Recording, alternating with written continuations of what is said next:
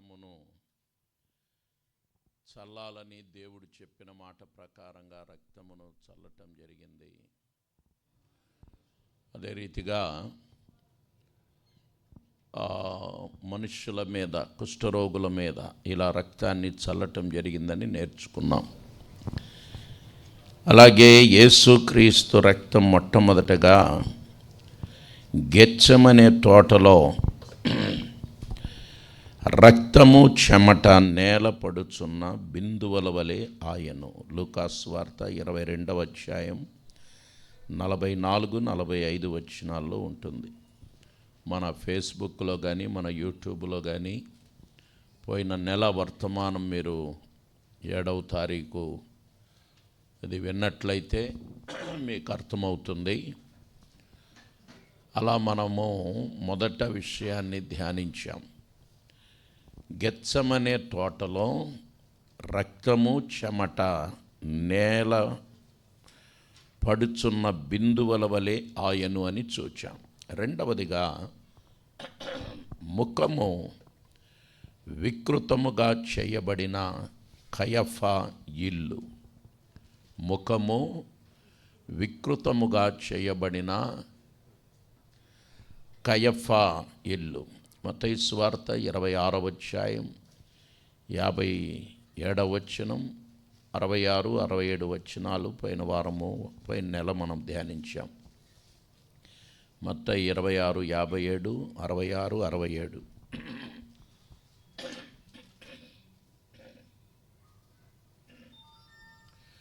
మన ముగింపు దశలో పరమగీతములు 5వ అధ్యాయం 10-16 వరకున్న వచనములను ఆధారం చేసుకొని యేసుక్రీస్తు ప్రభు యొక్క రూపురేఖలు ఎలాగుండేవి, షులమతి క్రీస్తుని గురించి ఏం చెప్తుంది మొదలగు విషయాలను మనము ధ్యానించాం. అలా 2 విషయాలు పోయిన నెలలో మనం ధ్యానించాము. ఇంకొక 5 సంగతులు. యేసుక్రీస్తు రక్తము పడిన 7 స్థలాలు.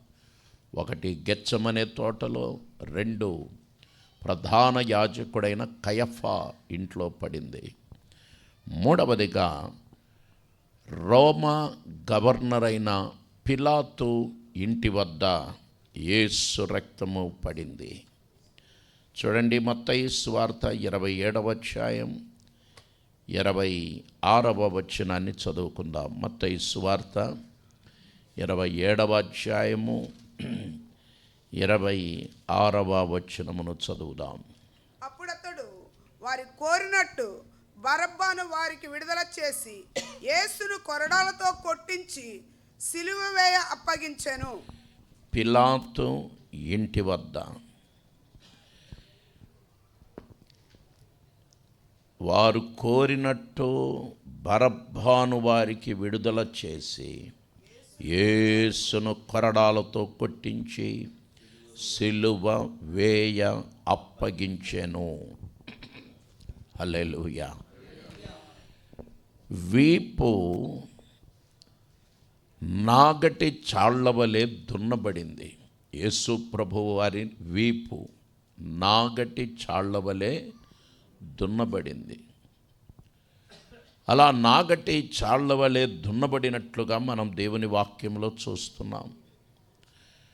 మనము యోహాను సువార్త 19వ అధ్యాయం 1వ వచనములో, యోహాను సువార్త 19వ అధ్యాయము 1వ వచనం మనం గమనిస్తే అక్కడ పిలాతు యేసును పట్టుకొని ఆయనను కొరడాలతో కొట్టించెను. కొరడాలతో కొట్టించెను. కొట్టబడిన దాని యొక్క లెక్క పరిశుద్ధ గ్రంథములో ముందుగానే చెప్పబడింది. కొట్టబడిన దెబ్బలు కొరడాలతో కొట్టబడెను. కొరడాలతో కొట్టబడిన దెబ్బల యొక్క సంఖ్య ద్వితీయోపదేశకాండము అనగా పంచగ్రంథములు రచించిన దైవజనుడు మోషే వ్రాసిపెట్టాడు. 25వ అధ్యాయం 2-3 వచనాలలో సాక్షాత్తు ఆ భాగములో మనం చదువుతున్నాము. ద్వితీయోపదేశకాండము 25వ అధ్యాయము 2-3 వచనాలలో ఆ దోషి ఆ, శిక్షకు పాత్రుడుగా కనబడిన ఎడల ఆ, న్యాయాధిపతి వాణ్ణి పండుకొనబెట్టి అందరూ వినాలి. యూతులు ఏ రీతిగా శిక్షించేవాళ్ళో ఆ శిక్షా క్రమము ఇక్కడ వ్రాయబడింది. యూతులు ఏ రీతిగా శిక్షించేవాళ్ళో ఆ శిక్షా క్రమం చూడండి.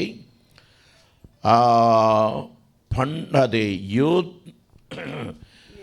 దోషి శిక్షకు పాత్రుడుగా కనబడిన ఎడల న్యాయాధిపతి అంటే జడ్జి గారు వాణ్ణి పండుకొనబెట్టి ఎవరిని త్వరగా చెప్పాలి ఆన్సరు, ఎవరిని? దోషిని, మనిషిని, తప్పు చేసిన నేరస్తుని పడుకోబెట్టి వాని నేరము కొలది దెబ్బలు లెక్క పెట్టి తన ఎదుట జడ్జి గారి ఎదుట వాణ్ణి కొట్టింపవలెను. లెక్క పెట్టాలి. అందరూ చెప్పండి, ఏం చేయాలి? లెక్క పెట్టి కొట్టింపవలెను. తర్వాత 40 దెబ్బలు కొట్టిన ఎన్ని దెబ్బలంట? 40 దెబ్బలు కొట్టింపవచ్చును, అంతకు మించకూడదు. వీటికంటే ఆ, విస్తారమైన దెబ్బలు ఆ, కొట్టించిన ఎడల నీ సహోదరుడు నీ దృష్టికి నీచుడుగా కనబడునేమో. చాలు. ఇది యూతుల శిక్షాక్రమం అన్నమాట. 40 దెబ్బలు కొట్టాలి. అది కూడా అక్కడే జడ్జి ఉంటాడు, అక్కడే న్యాయాధిపతి ఉంటాడు, దగ్గరుండి చూడాలి. అట్లా 40 దెబ్బలు. పౌలు భక్తుడు తన జీవితంలో జరిగిన ఉదంతములను, శ్రమలను గురించి తాను ప్రస్తావిస్తున్నప్పుడు అతడు ఏం చేశాడంటే తాను పొందినటువంటి ఆ దెబ్బల యొక్క లిస్టు తాను చెప్తున్నాడనమాట. 2వ కొరింథీయులకు రాసిన పత్రిక 11వ అధ్యాయము 24వ వచనములో తానంటాడు కదా. 2వ కొరింథీయులకు రాసిన పత్రిక 11వ అధ్యాయం 24వ వచనములో యూదుల చేత 5 మార్లు ఒకటి తక్కువ 40 దెబ్బలు తింటిని. ఒకటి తక్కువ 40 దెబ్బలు తింటిని. Praise the lord. ఒకటి తక్కువ 40 దెబ్బలు తింటిని అంటే 5 మార్లు. 5 మార్లు అనేసరికి ఒకటి తక్కువ 40 అంటే దాని లెక్క ఎంత? 195.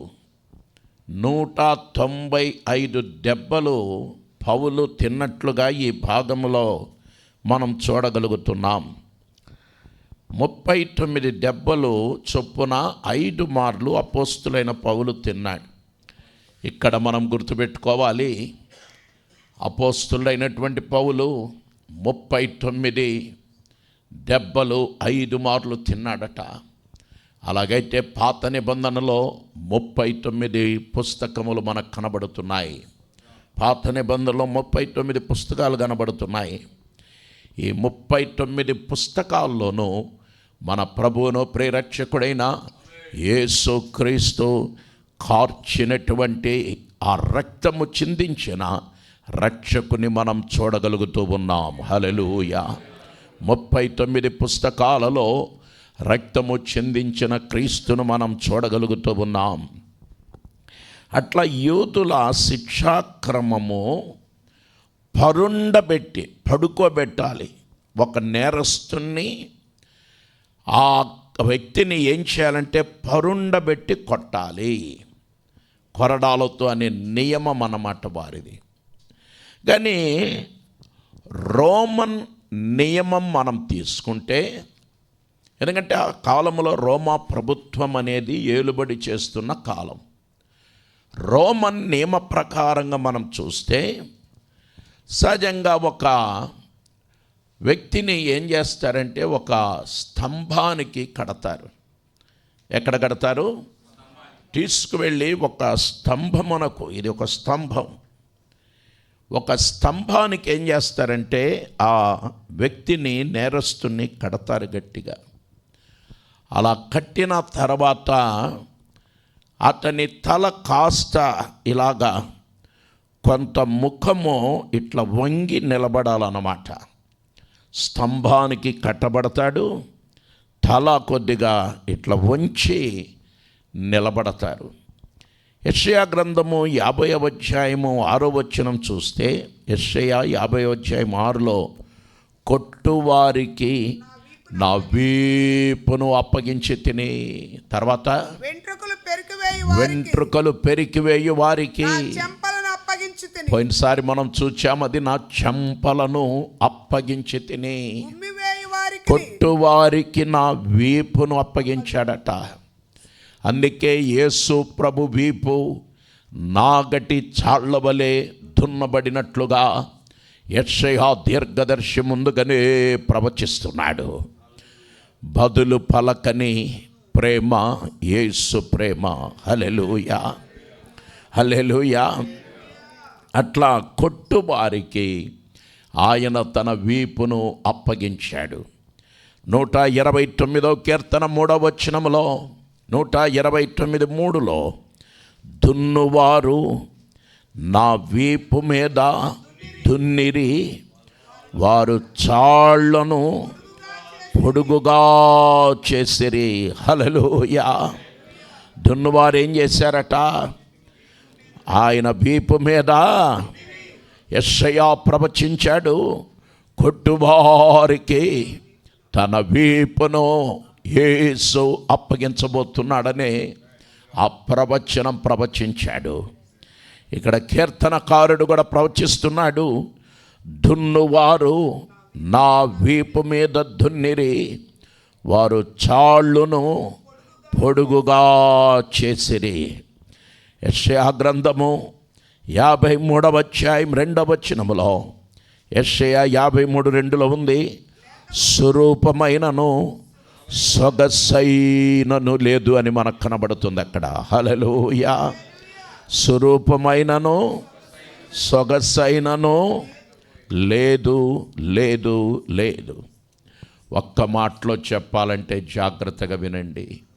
మన ప్రభువును, ప్రియరక్షకుడైన యేసు ప్రభువును, ఆయన ఎంతో సుందరుడు, ఎంతో అద్భుతమైనటువంటి ముఖవర్చస్సు. పోయినసారి నేను పరమగీతాలలో నుంచి ఆయనను గురించి కాసేపు వర్ణించుకున్నాం.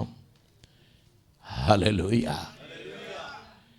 గుర్తుపెట్టుకోవాలి, లోపలికి వెళ్ళినప్పుడు ఉన్న రూపం కాదు, లోపల నుంచి బయటికి వచ్చినప్పుడు. లోపలికి యేసయ్య వెళ్ళినప్పుడు చాలా అందమైనటువంటి ముఖవర్చస్సు కలిగిన వాడు, పాలతో కడిగిన నయనాలు కలిగిన వాడు.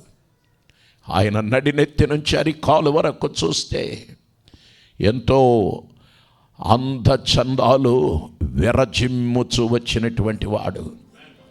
అలాంటి వ్యక్తిని లోపలికి తీసుకువెళ్ళారు.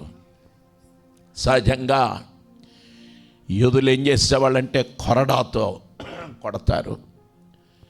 ఆ కొరడాతో కొట్టేటప్పుడు, కొరడా ఏంటంటే ఒక కర్ర ఉంటుందన్నమాట. అది పట్టుకురా, ఒక కర్ర ఉంటుంది. ఈ కర్రకి ఏం చేస్తారంటే, ఇలాంటి ఒక కర్రకు ఈ చర్మం, ఆ చర్మము దాన్ని ఇట్లా కోస్తారు. జడలు మనం చూస్తూ ఉంటాం, జడలు, స్త్రీలలో కొన్ని జడలు. ఆ స్త్రీలు అల్లే జడలు చూస్తూ ఉంటాం. అట్లాంటివి 7 జడల్లాగా వెళ్తాయన్నమాట కిందికి. 7 జడలు. దాంట్లో ఏం చేస్తారంటే, ఆ పదునైనటువంటి ఎముకలకు సంబంధించిన అవి చాలా పదునుగా చేయబడి, లేదా నాణెములు, సహజంగా మనకు కాయిన్స్ ఉంటాయి, నాణెములు, వాటిని సూదిగా తయారు చేస్తారు. లేని పక్షంలో సీసము వాళ్ళు ఏం చేస్తారంటే చాలా పదునుగా తయారు చేసి ఇలా పెట్టబడినటువంటి ఈ 7 జడల్లాగా ఉంటాయి. ఒక బలమైన కర్ర 7 ఇలాగ పెట్టిన తర్వాత ఇట్లాగా 7టికి ఈ అంచు వరకు, పైనుంచి అంచు వరకు వాటిని చాలా బలంగా కట్టి తయారు చేస్తారు. జస్ట్ ఊరికే అట్లా విసురితే చాలు వణికిపోతాడు అవతలోడు. ఆలోచించుకోవాలి. ఊరికే అట్లా విసురితే చాలు వణికిపోతాడు. ఏమండి, మనం వెనకడికి చదువుకునే రోజుల్లో లేదా తల్లిదండ్రులు శిక్షించే టైంలో కర్ర తీగానే ఎంత భయపడిపోయి, ఆఫ్టర్ ఆల్ కర్ర, ఒక సన్నది పలచటి కర్ర, ఇది మాత్రం 7 జడల్లాగా అల్లినటువంటి చాలా పదునైనటువంటి ఆ 7 జడల్లా కనబడుతున్నాయి.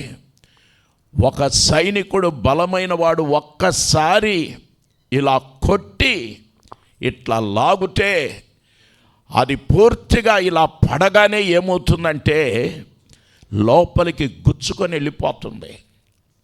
లోపలికి గుచ్చుకొని వెళ్ళిపోయి ఇట్లా లాగగానే ఆ భాగములో ఉండే ఖండతో సైతం 7 చోట్ల కదా తగిలేది, ఒక్కసారి ఇట్లా కొట్టగానే 7 చోట్ల అట్లా పడుతుంది.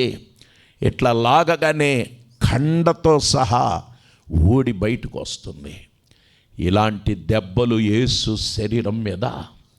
అందుకే తనకు సొగసైనను స్వరూపమైనను లేదు, లోపలికి వెళ్ళినట్లుగా కాదు మన ప్రభు అయిన యేసుక్రీస్తు తిరిగి వచ్చింది.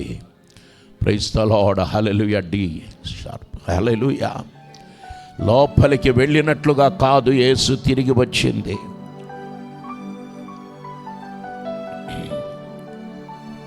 హల్లెలూయా. మైనర్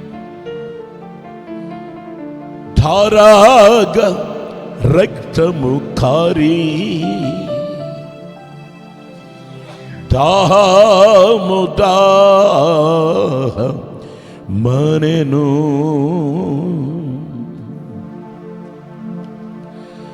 ధారాగా రక్తము కారి దాహము మనెను.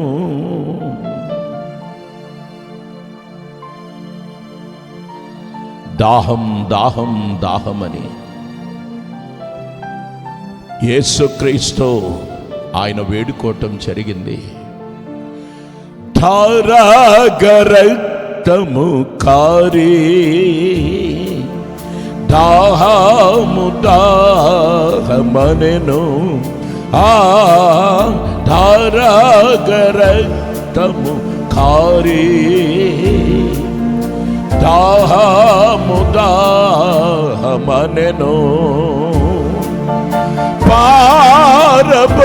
పారబోయబడి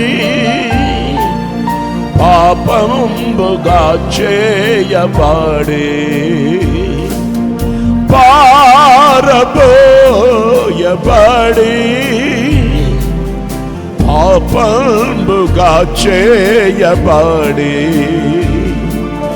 నీ కోసమే అది నా కోసమే, నీ కోసమే అది నా కోసమే. కల్వరి గిరిలో నా సిల్వాలో శ్రీ యేసు పలు బాధలు దేనో, ఘోర బాధలు దేనో, బాధలు దేనో.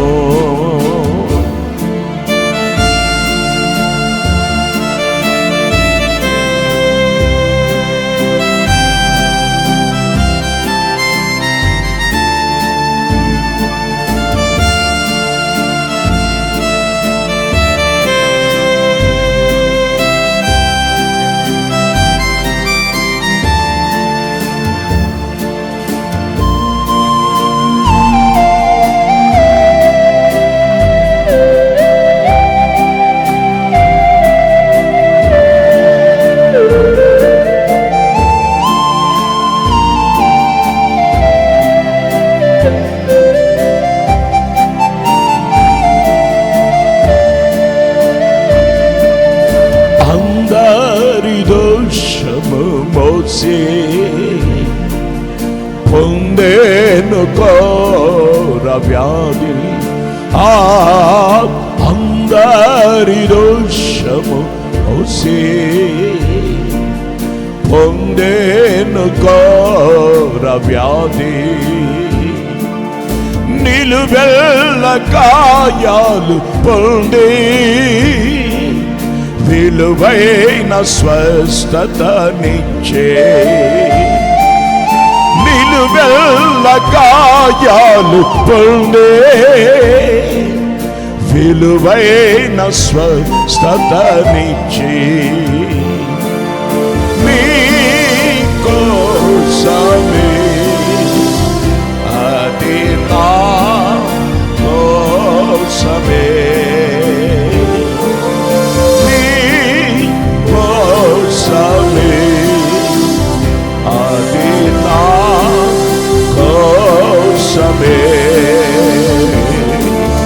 కల్వారి గిరిలో నా సిల్వాలో శ్రీ యేసు పలు బాధలు నేను ఘోర వ్యాధి పొందెను, ఘోర బాధలు పొందెను, ప్రతివానికి రూపునిచ్చే అతనికి రూపు లేదు, ప్రతివానికి రూపునిచ్చే అతనికి రూపు లేదు, 10,000లలో నాటి ప్రియుడు పరిహాసములను దినాడు, 10,000లలో అతి ప్రియుడు పరిహాసములను దినాడు, ఎవరి కోసం? నీ కోసమే అది నా కోసమే, నీ కోసమే అది నా కోసమే, కల్వారి గిరిలో నా సిల్వాలో శ్రీ యేసు పలు బాధలు నేను ఘోర బాధలు పొందెను, ఘోర బాధలు పొందెను, ఘోర బాధలు పొందెను,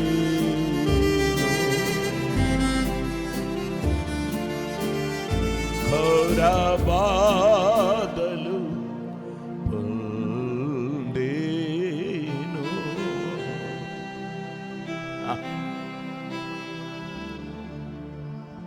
పిలాతు ఎదుటికి వెళ్ళినప్పుడు యేసునాథుడు చక్కగా అందంగా వెళ్ళటం జరిగింది. లోపల కొరడాలతో కొట్టబడిన అనంతరం ఆయన తిరిగి వచ్చేసరికి లోపలికి వెళ్ళిన యేసుక్రీస్తైన ఈయన స్వరూపమైనను సొగసైనను ఇసుమంతైనా లేకుండా వెలుపలికి వచ్చాడు.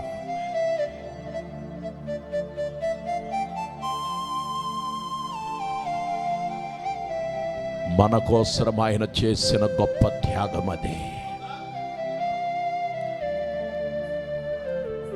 అక్కడ నిలబడి చూచిన వాళ్ళందరూ ఒకవేళ వ్యక్తి ఏమన్నా మారిపోయాడా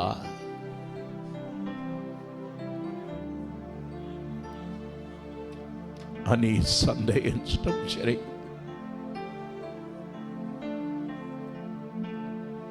వ్యక్తి మారిపోయాడా, లోపలికి వెళ్ళిన ఆయనేనా?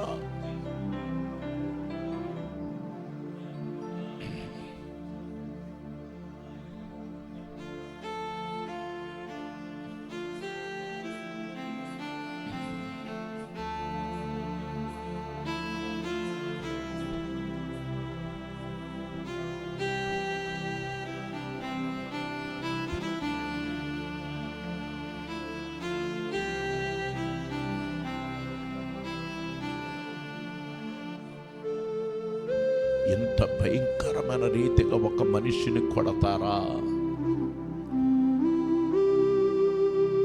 హల్లెలూయా. యోహాను సువార్త 19వ అధ్యాయం 5వ వచనములో మనం చూస్తే అక్కడ పిలాతు, బిహోల్డ్ ద మ్యాన్, ఇదిగో ఈ మనుష్యుడు.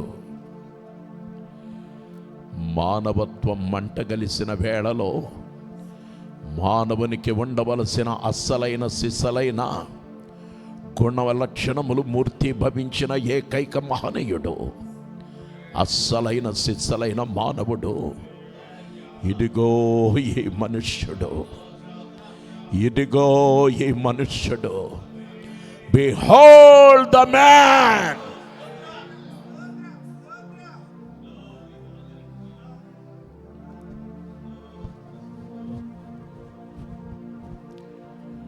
సిలువ వేయుడి, సిలువ వేయుడని ఏ కరువు పెట్టినా ఆ ప్రజల ఎదుట, చూడండ్రా బాబు, ఇదిగో ఈ మనుష్యుడు.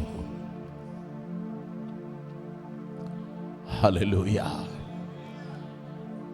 10,000లో అతి శ్రేష్ఠుడు.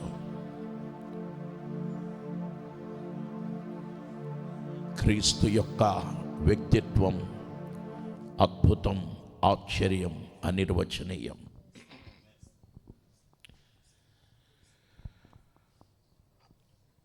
పదివేలలో అతి కాంక్షణీయునికి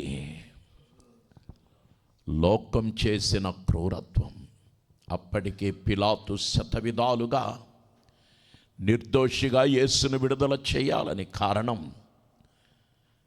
ఫైనల్ జడ్జిమెంట్ అదేక. అంతకుముందు ఒకసారి తన దగ్గరికి వచ్చినప్పుడు అప్పటికే 3 మతపరమైన తీర్పులు, ఏ దోషము ఇతనిలో లేదని రుజువు చేయబడి 4వదిగా ఒక గవర్నర్గా తన దగ్గరికి వచ్చింది. తనకు కూడా ఏం కనబడలా. పోనీ వెంటనే హేరోదు దగ్గరికి పంపించాడు. అక్కడి నుంచి కూడా కడిగిన ముత్యములాగా 5వ తీర్పు కూడా ఏం లేదు. ఈయన ఎందు మాకేం కనబడటం లేదు. 6వదిగా మరలా వచ్చి పిలాతు ఎదుట నిలబడినప్పుడు అడగటం జరిగింది. సహజంగా ఇట్లాంటి పండుగ సీజన్లో నేను ఒకరిని విడుదల చేయటం, లేదా మనం విడుదల చేయటం మనకు ఆనవాయితీ కదా. నేను ఈ యేసు ప్రభును విడుదల చేయమంటారా? ఎందుకంటే జనసమ్మతి కావాలి అక్కడ. అట్లా ఒక వ్యక్తిని విడుదల చేయాలనుకుంటే, ఒక వ్యక్తిని నిర్దోషిగా విడిచిపెట్టాలంటే సిలువ వేయకుండా తప్పనిసరిగా ప్రజల సమ్మతి కావాలి, అందరూ అంగీకరించాలి. అట్లాంటి పరిస్థితుల్లో జనసమ్మతిని కోరాడు. కనీసం ఒక్క రాక్షస హృదయం కూడా కరగల. అందరూ మాకు బరబ్బాను విడుదల చేయమని కోరారు తప్ప యేసును విడుదల చేయమని కనీసం ఒక్కడంటే ఒక్కడు. Praise the lord. హల్లెలూయా. అట్లాంటి విధి వంచితుడైన క్రీస్తు ప్రభుని తీర్పు తీర్చి కొరడాలతో కొట్టడానికి అప్పగించటం జరిగింది. పేతురు రాసిన మొదటి పత్రిక 2వ అధ్యాయము 24వ వచనం మనం చూస్తే రీతిగా ఉంది. అపోస్తులైన పేతురు రాసిన మొదటి పత్రిక 2వ అధ్యాయము 24వ వచనం. మనము పాపముల విషయమై చనిపోయి నీతి విషయమై జీవించినట్లు ఆయన తానే తన శరీరమందు పాపముల విషయమై చనిపో మనము చనిపోయి నీతి నీటి విషయమై జీవించున్నట్లు ఆయన తానే తన శరీరమందు మన పాపములను మ్రాను మీద చూడండి, తానే తన శరీరమందు మన పాపములను మ్రాను మీద మోసికొనెను. ఆయన పొందిన గాయముల చేత మీరు స్వస్థత నొందిరి. గాయముల చేత స్వస్థత. హల్లెలూయా. గాయముల చేత ఏం పొందారట? యేసు గాయముల చేత సకల మానవ జాతికి స్వస్థత ఇవ్వబడుతుంది. మనం యేసు ప్రభుని గురించి, ఆయన పరిచర్య గురించి తీసుకుంటే మత్తయి సువార్త 8వ అధ్యాయం 17వ వచనములో, మత్తయి సువార్త 8:17 మనం చూస్తే, ఆయన మాట వలన దయ్యములను వెళ్ళగొట్టి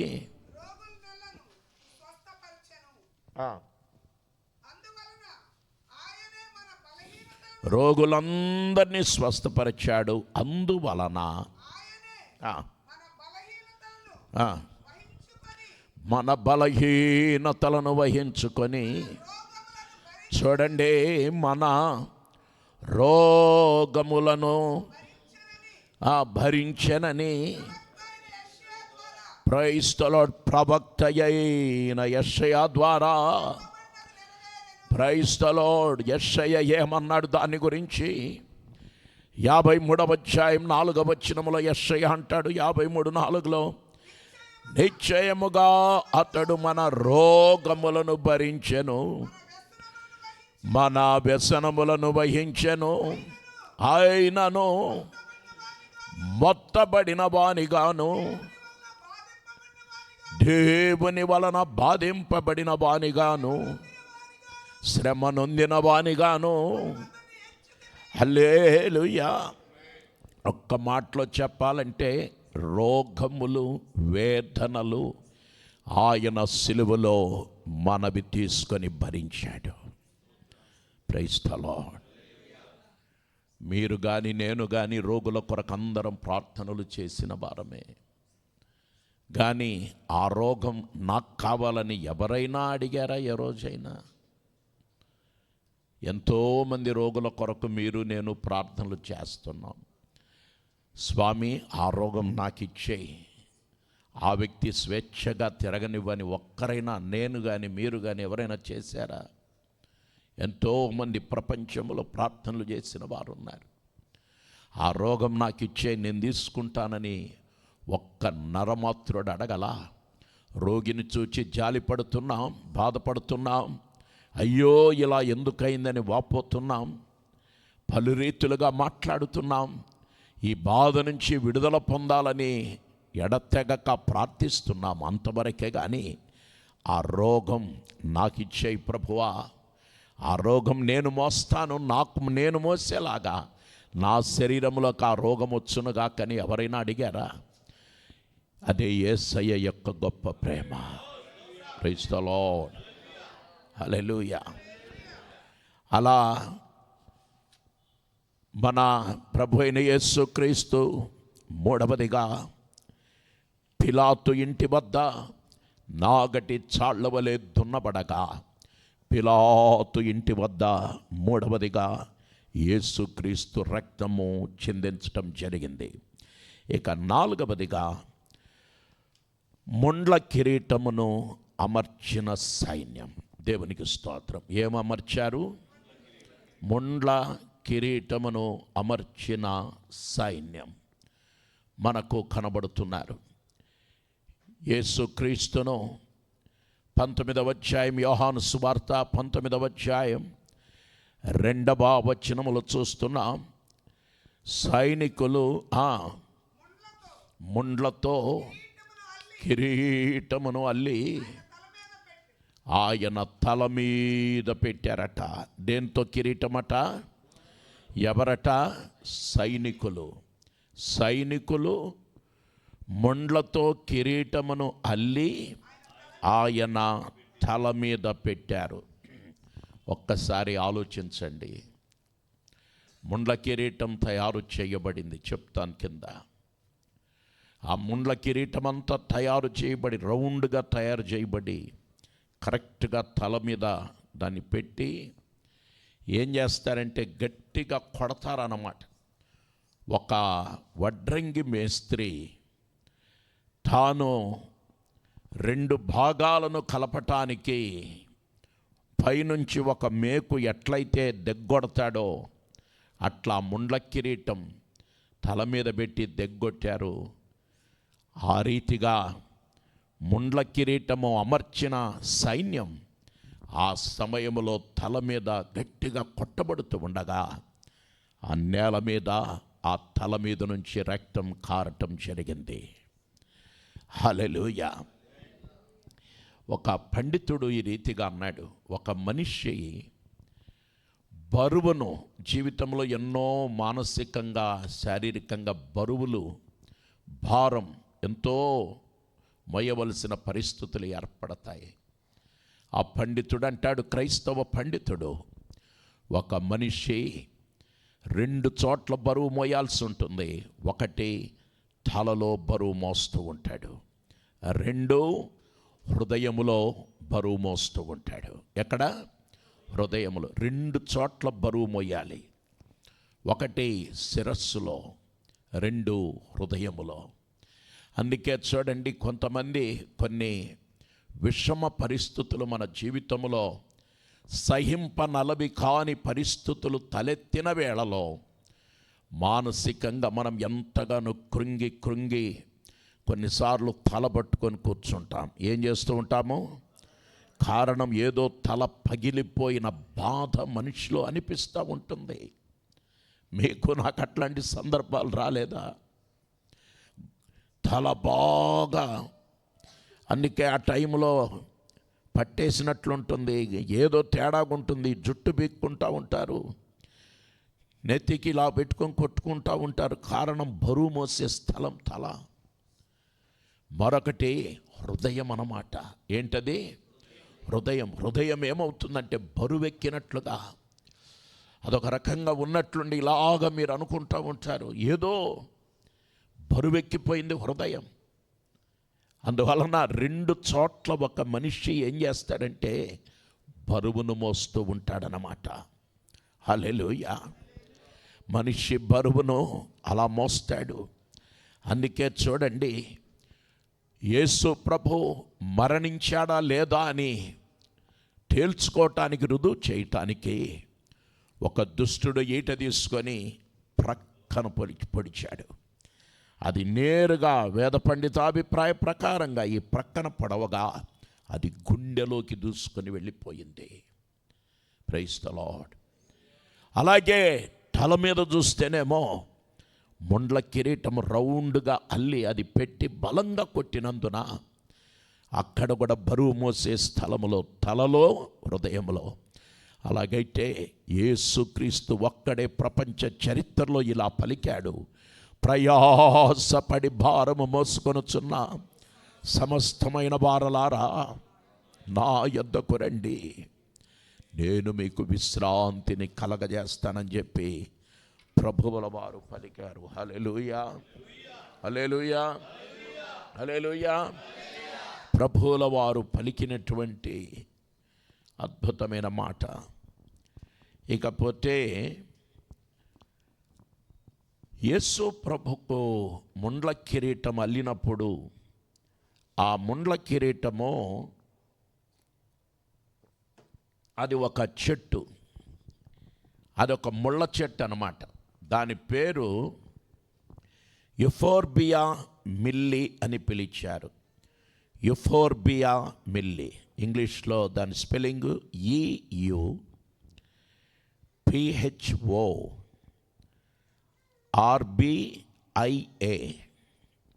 యుఫోర్బియా మిల్లీ, MILLI. మీరు ఒక్కసారి ఇది నెట్లోకి వెళ్ళి కొట్టి చూడండి. ఒక్కసారి నెట్లోకి వెళ్ళి కొడితే మీకు తెలుస్తుంది. అక్కడ ముళ్ళ చెట్టు ఇట్లాంటిది యుఫోర్బియా మిల్లీ అనే ముళ్ళ చెట్టు పలస్తీనా దేశములో ఉండింది. ఆ పలస్తీనా దేశములో ఉండేది. పండితులు అంటున్నారు కదా, ఆ ముళ్ళ చెట్టు కట్ట దానికి ఉన్నటువంటి ముళ్ళ సైజు 13 సెంటీమీటర్లు ఉండేదట. ఎంత? 13 సెంటీమీటర్లు. గుర్తుపెట్టుకోండి, 13 సెంటీమీటర్లు ముళ్ళు పొడవు. పైగా చాలా బలంగా ఉండేది ఆ ముళ్ళు. ఆ ముళ్ళు చాలా స్ట్రాంగ్ అనమాట, చాలా బలమైందనమాట. అదే సమయంలో ఆ ముళ్ళు చాలా పదునుగా కూడా ఉండేది. పదునైన ముళ్ళు, చాలా బలముగాను పదునుగా ఉండే ముళ్ళు. ఆ చెట్టును వాళ్ళు ఏం చేశారంటే, ఆ బలమైనటువంటి ముళ్ళు, పదునైనటువంటి ముళ్ళు కలిగిన ఆ చెట్టును అది అలాగా కొమ్మను నరికి దాన్ని ఏం చేశారంటే, రోమా సైనికులు రౌండ్గా అల్లారన్నమాట. దాన్ని తల సైజులో చాలా జాగ్రత్తగా ఒకదానికొకటి దగ్గరగా లోపల పెట్టినప్పుడు ఆ ముళ్ళు తలలో గుచ్చుకుపోయే రీతిగా వాళ్ళు ముండ్ల కిరీటమును సైనికులు స్వయంగా అల్లటం జరిగింది. ఎవడికో ఆర్డర్ ఇవ్వాల, వాళ్ళే ఆ ముండ్లతో కిరీటమును తయారు చేశారు. అలా తయారు చేసి యేసు ప్రభు తల మీద దాన్ని పెట్టి ఒక సుత్తె తీసుకొని అది తలలో దిగునట్లుగా బలముగా దానిని కొట్టడం జరిగింది. అట్లా ముండ్ల కిరీటము అమర్చిన సైన్యం ఆ ముండ్ల కిరీటం అమర్చేసరికి ఆ తలలో నుంచి రక్తం ఏరులై పారుతుంది, నేల మీదికి పడిపోతుంది. యేసుక్రీస్తు ఎందుకు ముండ్ల కిరీటం ధరించారు? Praise the Lord. మనం దీన్ని నేర్చుకొని తీరాల్సిందే. మన ప్రభు అయిన యేసుక్రీస్తు ఎందుకు ముండ్ల కిరీటం ధరించారు? ఆదికాండం 3వ అధ్యాయం 17-18 వచనాలు. ఆదికాండము 3వ అధ్యాయము 17-18 వచనాలు చదువుదాం. నీవు నీ భార్య మాట విని తినవద్దని నేను నీకు ఆజ్ఞాపించిన వృక్ష ఫలములు తింటివి గనుక నీ నిమిత్తము నేల శపింపబడి ఉన్నది. ప్రయాసముతోనే నీవు బ్రతుకు దినములన్నీ దాని పంట తిందువు. తర్వాత 18 చూడండి. నేల, భూమి ముండ్ల తుప్పలను గచ్చ పొదలను నీకు మొలిపించును. ఏం మొలిపిస్తుందట? ముండ్ల పొదలు. చెప్పండి గట్టిగా. ముండ్ల పొదలు, గచ్చ పొదలను భూమినికి ఏం చేస్తుందట? మొలిపిస్తుందట. అంటే భూమి యొక్క శాప లక్షణం అన్నమాట అది. అంటే పాపం చేసిన ఆదాము హవ్వలను మాత్రమే కాక వాళ్ళతో చెప్పిన మాట నీ నిమిత్తం ఏమైందంటే ఈ భూమి కూడా, నేల కూడా శపించబడింది. చూచారా? నేల శపించబడింది. అందుకే ఈరోజు ఎక్కడికి వెళ్ళినా పలు ప్రాంతాలలో చాలా పదునైన ముళ్ళు కలిగినటువంటి ముళ్ళ చెట్లు మనకు కనబడతాయి. రకరకాల తుమ్మ చెట్లు మనకు కనబడతాయి.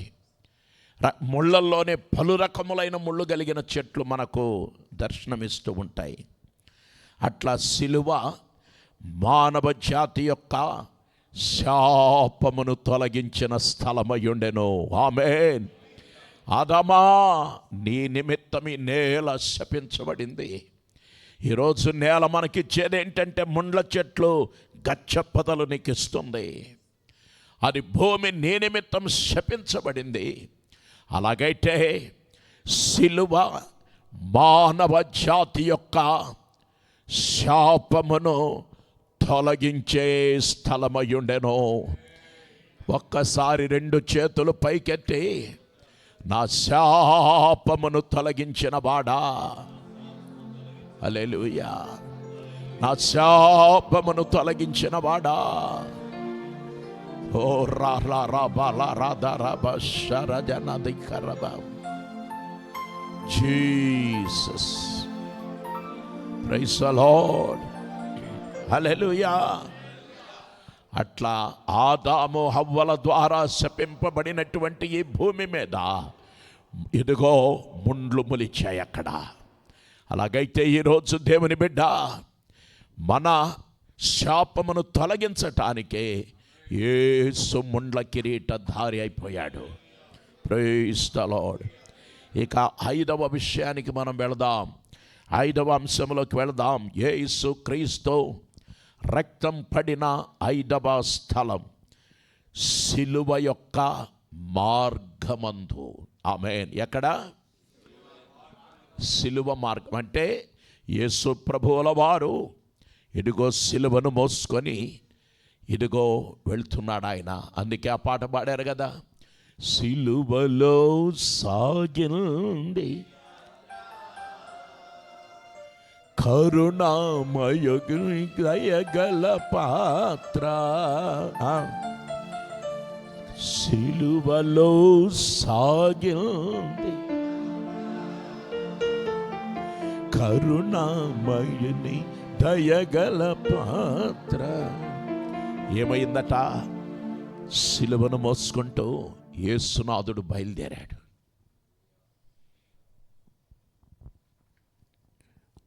అలా సిలువను మోసుకొని యేసుక్రీస్తు పిలాతు నివాసమైన గబ్బాతా నుండి గొల్గోతాకు బయలుదేరాడు.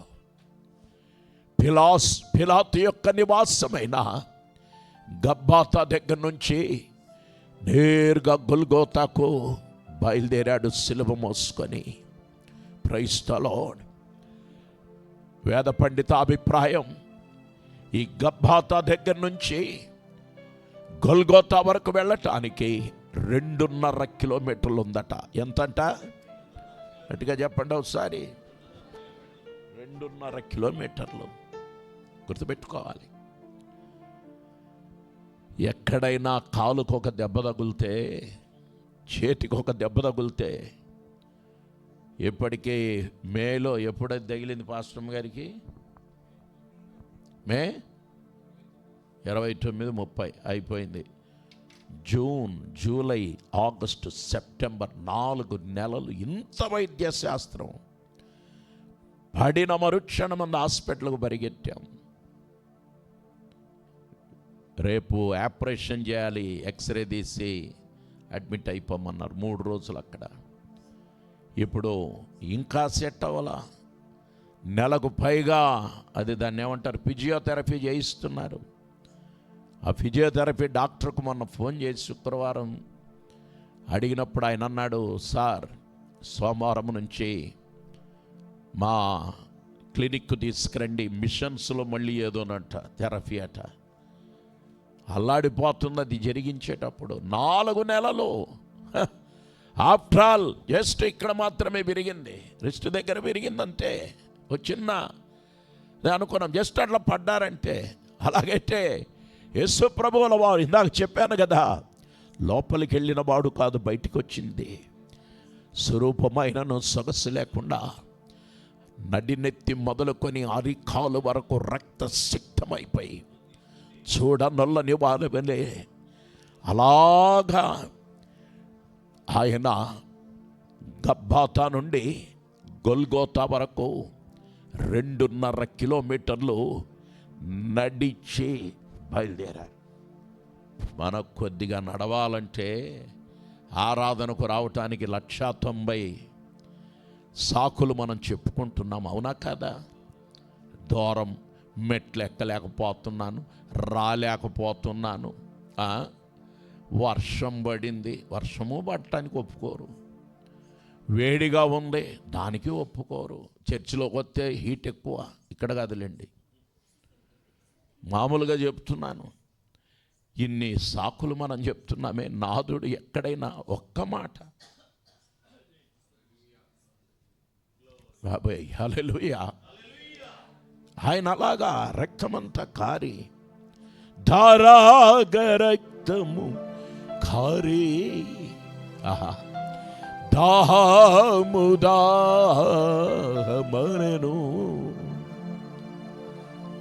ధారగా రక్తమును కార్చుకుంటూ నాదుడు బయలుదేరి వెళ్ళటం జరిగింది. ఇలా 2.5 కిలోమీటర్ల దూరము తాను ప్రయాణిస్తూ ఉండగా అచ్చటికే, అనగా ఈ 2.5 కిలోమీటర్ల దూరం సిలువ మోసుకొని వెళ్ళటానికి తన శరీరములో బలం లేదు. గుర్తుపెట్టుకోవాలి. ఇక్కడ ఒక మనిషి, ఇక్కడ డాక్టర్ గారు కూడా ఉన్నారు, ఒక మనిషి శరీరములో ప్రాణం రక్తములో ఉందని మనకు అందరికీ తెలుసు. బైబిల్ కూడా చెప్తుంది అది. రక్తములోనే ప్రాణం ఉంది. ఒక మనిషి శరీరములో గనక రక్తం గనక పోతే, బ్లీడింగ్ అయిపోతే, ఏ క్షణములోనైనా ఆ వ్యక్తి చచ్చిపోయే ప్రమాదం ఉంది. మన శరీరములో అందుకే కొంతమందికి తేడా ఉంటే బ్లడ్ టెస్టులు చేసిన తర్వాత డాక్టర్లు అంటారు రక్తం చాలా తక్కువ ఉంది, అందుకే ఈ నీరసం, అందుకే ఈ బలహీనత, అందుకే ఈ రోగం, అందుకే అని చెప్పి, అరే మనిషి శరీరంలో ఉండవలసిన స్థాయిలో రక్తం ఉండాలి. ఇలా చెప్పగా నేను విన్నాను, మనిషి శరీరంలో 7.5 లీటర్ల రక్తం ఉంటుందట. ఎంత? ఒక ఆయన చెప్పాడు. నాకు పెద్దగా సైన్స్ రాదు, నేనేం పెద్దగా చదువుకున్నోడిని కూడా కాదు.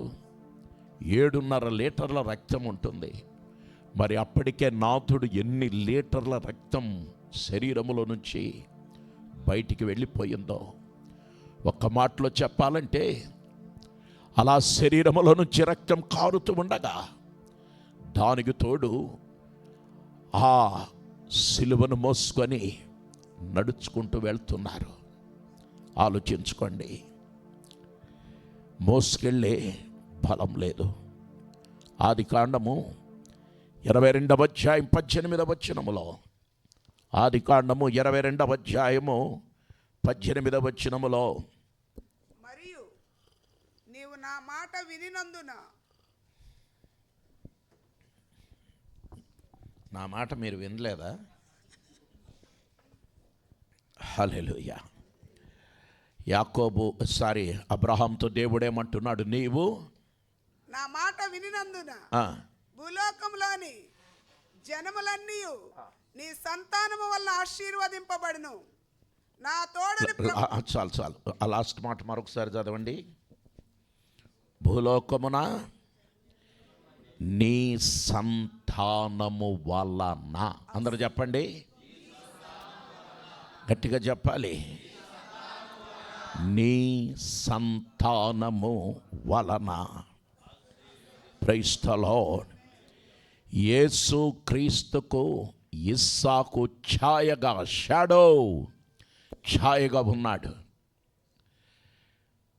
నేను ఉదయం కూడా ఆరాధనలో చెప్పాను, ఛాయ పాత నిబంధనలో కనబడగా నిజస్వరూపము క్రొత్త నిబంధనలో మనకు కనబడుతూ ఉంది. Praise the Lord. తండ్రి కొడుకులు బయలుదేరారు ఇంటి దగ్గర నుంచి. తెల్లవారు గట్టే, ఇంకా చీకటి తగ్గలా, సూర్యుడు రాలా, బాగా వేక్కునే బయలుదేరాడు. ఇస్సాకు తన భుజస్కంధాల మీద కట్టెలు మోసుకుంటూ, అబ్రహాము ఒక కుడి చేత్తో కత్తి పట్టుకున్నాడు, ఎడమ చేత్తో నిప్పు పట్టుకున్నాడు. అట్లా తండ్రి కొడుకులు పనివారు ముందుకు సాగుతూ ఉన్నారు. తీరా కొండ దగ్గరికి వచ్చేసరికి ఆ గాడిదను పనివారిని అక్కడే ఉండమని చెప్పి, నేను నా కుమారుడు వెళ్ళి దేవుని ఆరాధించి తిరిగి వస్తామని చెప్పి, అట్లా ఇస్సాకు కొండ మీదకి, ఒక్కసారి ఆలోచించండి, కట్టెలు మోసుకుంటూ కొండ ఎక్కటం దిగటం తేలికేమో కానీ ఎక్కటం ఎంత కష్టమో ఆలోచించుకోండి. మన ప్రభు అయిన యేసు క్రీస్తుకు ఛాయగా ఇస్సాకు కనబడుతున్నాడు. అందుకే ఇక్కడ దేవుడేమంటున్నాడు? నీ సంతానము వలన. ఎవరు? నీ సంతానము వలన భూలోకముల ఉన్న ప్రజలందరూ ఏం కాబోతున్నారు? అలాగైతే గనక ఇస్సాకుకు ఛాయగా కనబడుతూ ఉండగా నిజ స్వరూపం యేసుక్రీస్తు ఉన్నాడు. గలతీ పత్రిక 3వ అధ్యాయము 16వ వచనాన్ని మనం చదువుకుందాం. గలతీ పత్రిక 3వ అధ్యాయం 16వ వచనం. 3:16.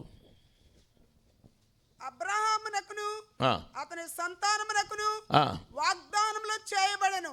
అబ్రహామునకును అతని సంతానమునకును వాగ్దానములు చేయబడెను. ఆయన అనేకులను గూర్చి అన్నట్టు నీ సంతానములకును అని చెప్పక, ప్రైజ్ ది లార్డ్, నీ సంతానములకును అని చెప్పక ఒకని గూర్చి అన్నట్టే నీ సంతానమునకును. హల్లెలూయా. ఈనాడు ప్రపంచవ్యాప్తంగా ఉండే సకల మానవ జాతి కొరకు యేసుక్రీస్తు సిలువను మోసుకొని బయలుదేరాడు. ఇలా జాగ్రత్తగా వినండి. సిలువను మోసుకొని బయలుదేరాడు. మార్గం మధ్యలో అప్పటికే చెప్పాను కదా, రక్తమంతా పోయింది చాలా వరకు. ఇక శరీరంలో బలం తగ్గిపోయింది. మోయలేక మోస్తాడు. సిలువలో సాగింది యాత్ర నిదాంక. సిలువ మోయలేక మోస్తున్నాడు. ఈలోపుగా ఒక కురేనుడైన సీమోన్ అనేవాడు తన పని ముగించుకొని బయలుదేరి వెళుతున్నాడు. అతి సామాన్యుడైన మనిషి. అతన్ని చూడగానే అదొక పెద్ద వర్తమానం. మళ్ళీ కురేనీయుడైన సీమోనుకు దొరికిన 7 ఆశీర్వాదాలు ఉన్నాయి. భవిష్యత్తులో ఎప్పుడైనా చూద్దాం. అట్లా సీమోను పిలిచారు. నాయన రావయ్యా, ఆయన మొయ్యలేకపోతున్నాడు, నువ్వు మొయ్యి బాబు, జరిగింది ఇది అనగానే, ఏం పర్వాలా, ఇప్పటికే చాలా బరువు మోసి వచ్చాను, చాలా కష్టపడి పని చేసుకుంటూ వచ్చాను, ఇంత చేసిన నాకు నాథుడైన నజరేయుడైన యేసుక్రీస్తు ఆయన మోసే సిలువను నాలాంటి అపాత్రుడు అభాగ్యుడైన సామాన్యుడైన నాకు మోసే ధన్యత దొరికింది కదా.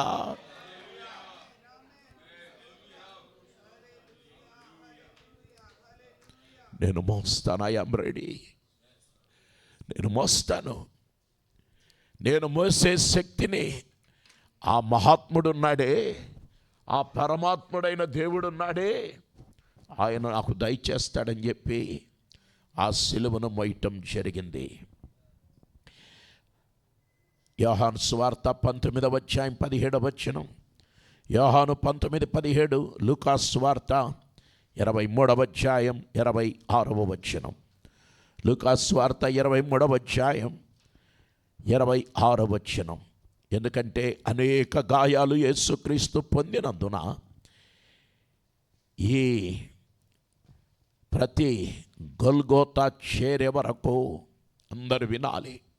శరీరములో రక్తం చిందించబడింది.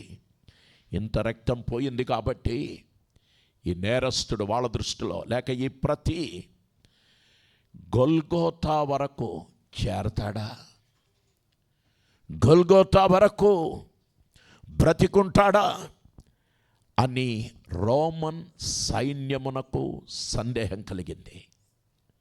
రోమా సైన్యం సందేహించారు. కారణం రక్తమంతా పాయ్, ఇంకా బతికుంటాడా?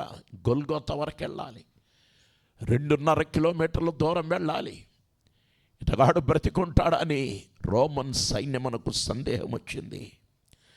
సహజంగా రోమన్ నియమ ప్రకారంగా, రోమా వారి చట్ట ప్రకారంగా ఒక మనిషి బ్రతికి ఉన్నప్పుడే సిలువ వేయాలి, లేక బ్రతికి ఉన్నప్పుడే, సజీవంగా ఉన్నప్పుడే శిక్షించాలి.